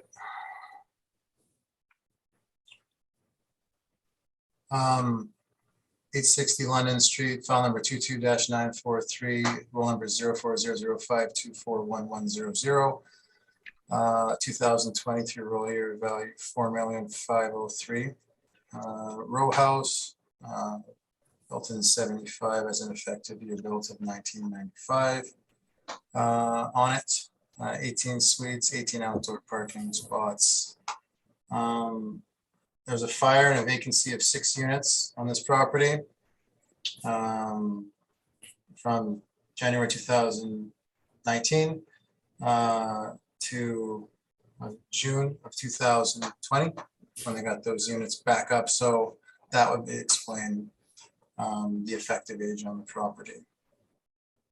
3-bedroom units, 18 of them, average rent selected by the model. With our vacancy rate, our expense ratio, and our 4.55% cap set by model, we get 4,503,000 comparables here. Pardon me, on page 4, show that the average monthly rent is within the range of comparables. Slightly above the range of comparables, actually, but we also have the 1995 effective year built on it. 3 of the other properties do not. So we have our capitalization rate chart, which I'm sure you don't want to hear any more on page 5 and page 6, and our excerpts there. So on page 8, we have the mailer that they handed in terms of the rents they collected. This hit total income $399,930. We have effective gross income $333,535, so a lot lower than what they're saying they collected. Expenses $107,903. Our expenses are higher as well. So lower income, higher expenses. That doesn't look like it. Looks like our net operating income could actually be low. So there you go. Our property here with our modeled cap at 455 comes up to 4,503,099. That's my evidence. Thank you. Thank you. Vera, any questions? I do have some questions. Can I also ask that the cap rate questions that I've asked previously just be carried forward and considered asked and answered? And I also have some additional questions. Certainly. Just move it along. Okay. So if we go to your rent comps on page 4, so comp 1 of 10 Albina and comp 3 of 875 Camille Sis both offer garage parking, whereas the subject does not. So would you agree that this is a value added feature that could lead to increased rents being achieved? I mean, it's a value added feature. Ultimately, I looked at the mailer in comparison to our rents. And then I really didn't put too much weight on the comparables. I just filled in a chart with some properties. But you're right, garage parking is good. Okay. So again, with the same comps, they're located within different regions of the city than the subject. So would you agree that location is an important factor in valuing properties and will influence the rents? Yeah, definitely. Okay. So regarding the effective age on page 1, can you confirm, is this kind of the subjective opinion of the assessment department based on kind of the changes that have been made? Yeah. Yes. And on your page 3, again, the market value suite of over $250,000. Would you agree that that's high for a property of this nature when none of the cap rate sales support such a value? I mean, when you look at, it doesn't look like we're high on the net operating income, that's for sure. So it would come down to cap rate sales. Again, this is a row house, so I don't think you guys have either any row house sales. So I had to defer to the model on it. Okay. That concludes my questions. Thank you. Gail, any questions? No, I don't have any questions. Thanks. Bob, any questions? No questions, thank you. And I have no questions. So Farah, you can proceed with your presentation. Thank you. Okay, so the property is 860 London Street. So if you turn to page 2, you'll see a summary of some of the building details, as well as our requested assessment of $3,295,000. You'll also see kind of an external shot of the property. If you turn to page 3, you'll see a property description along with an aerial view of the property. So this just kind of highlights both the buildings. So the building that's closest to Antrim Road they note it as 860 London, and the building that's farther set back, they note as 866 London, which will be relevant when we go through the later statements. Also of note, the units have wooden balconies, there's green space surrounding the buildings, and they each have a parking pad at the rear of each unit. If you look at page 4, again, it's just a Google map provided just to get a better sense of the area. So if you skip ahead to page 7, the focus here is on the capitalization rate. So we are disputing the assessor's cap rate of 4.55%, and we are using a cap rate of 5.75% based on the cap rate study. I just asked that the cap rate study that we previously discussed again be just carried forward to this property. Agreed. Okay, so base cap rate here is 5.5% based on the initial table shown here. And then in assessing the risk factors, we've established increased risk for the building type and construction, that it's garden style and row housing. It has been recently renovated, so that does decrease the risk here. They are all 3 bedrooms, which are historically more challenging to rent out than kind of a mix. So we've established increased risk here. And then lastly, for supply and demand, the saturation of newer apartments really has an impact on all the multifamily stock, as we'll see flight to quality occurring there. So based on that, we've adjusted from our base of 5.5 to get to our overall cap rate of 5.75% for this property. So our rounded value is $3,295,000, which is $183,000 per suite. Now, if you turn to page 8, you'll see our valuation.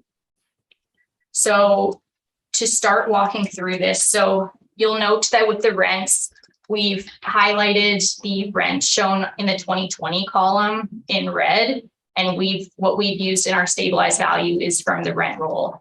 Now, in speaking with the client, there was an error in filling out the I&E submission.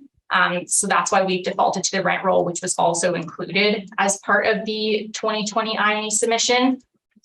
Now, I just briefly wanted to walk through where that's located in the brief for your reference.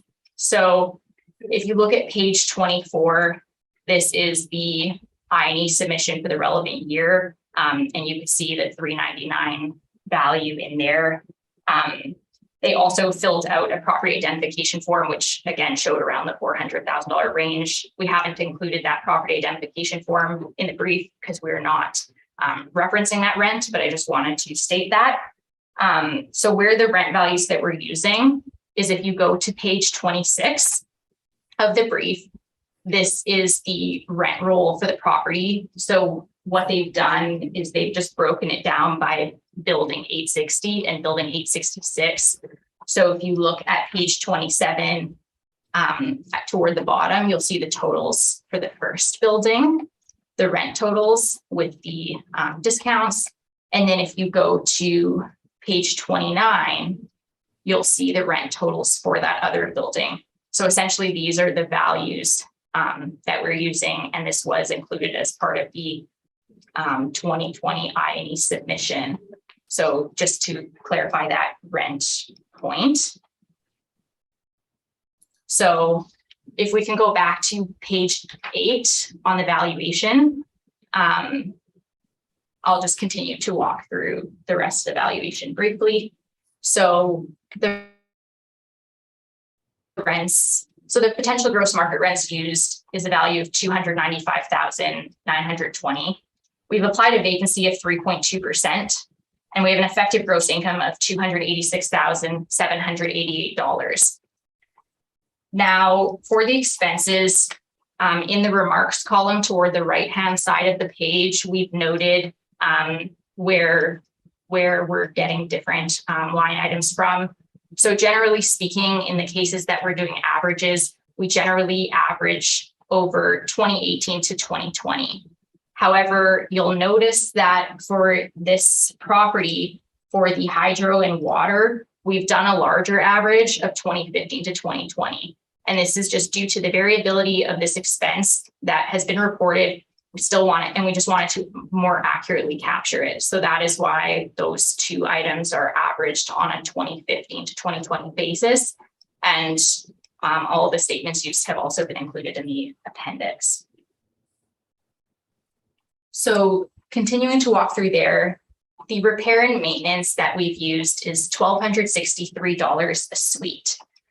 So where we've gotten that is I'd like to direct everyone to go to page 30. And this is our breakdown of the repair and maintenance. So what we've done is we've looked at the repair and maintenance from 2016 to 2020. And where applicable, we've broken it out by line items. Now for this property, they haven't broken it out by individual line items. So we're just working with the totals. So if you look toward the bottom of this page, you'll see there's R&M total. Then below that, R&M less capital expenditures, as well less waste and snow, as we've stabilized waste and snow separately. And then that leads us with the R&M per suite. Now, what I wanted to note for this one is that due to the variability in the R&M in 2016 and 2017, our 1263 a suite that we have highlighted is based on the 2018 to 2020 average. So I just wanted to point that out. So that's essentially the background for how we get the 1263 for the R&M. So if we go back to page 8, we can see that the expense ratio used is 33.9% based on expenses reported, and our cap rate is 5.75%, leading to the indicated market value rounded of $3,295,000. And then just to briefly walk through the appendix, which starts on page 10, we've just included, so on page 11 and 12, you'll see some external photos of the subject property, just to capture what they currently look like, because the Google Street View images were a bit dated. And then the remaining appendices are the same as well. So city value, all of the I&Es that we've used for expenses, as well as our R&M page, and the final page, just for convenience for reference, is the valuation page again. So that concludes my presentation. Okay, thank you. Matt, any questions? Muted again.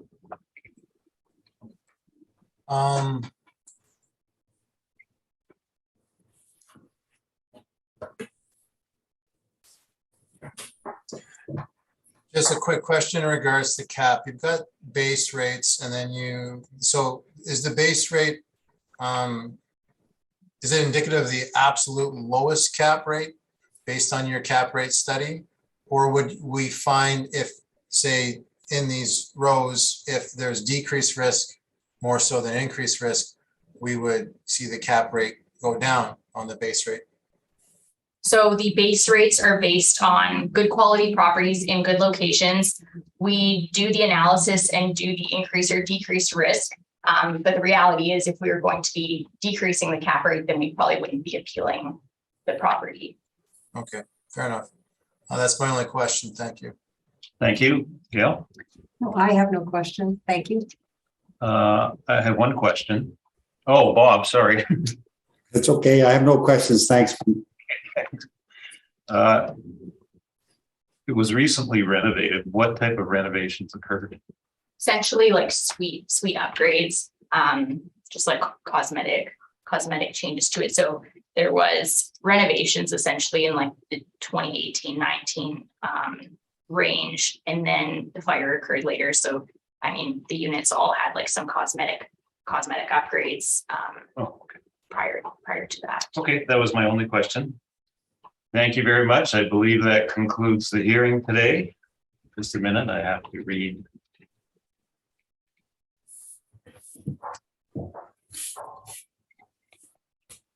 We've heard all the items scheduled today, and this hearing is now adjourned. Thank you very much, everyone. Thanks. Thank you.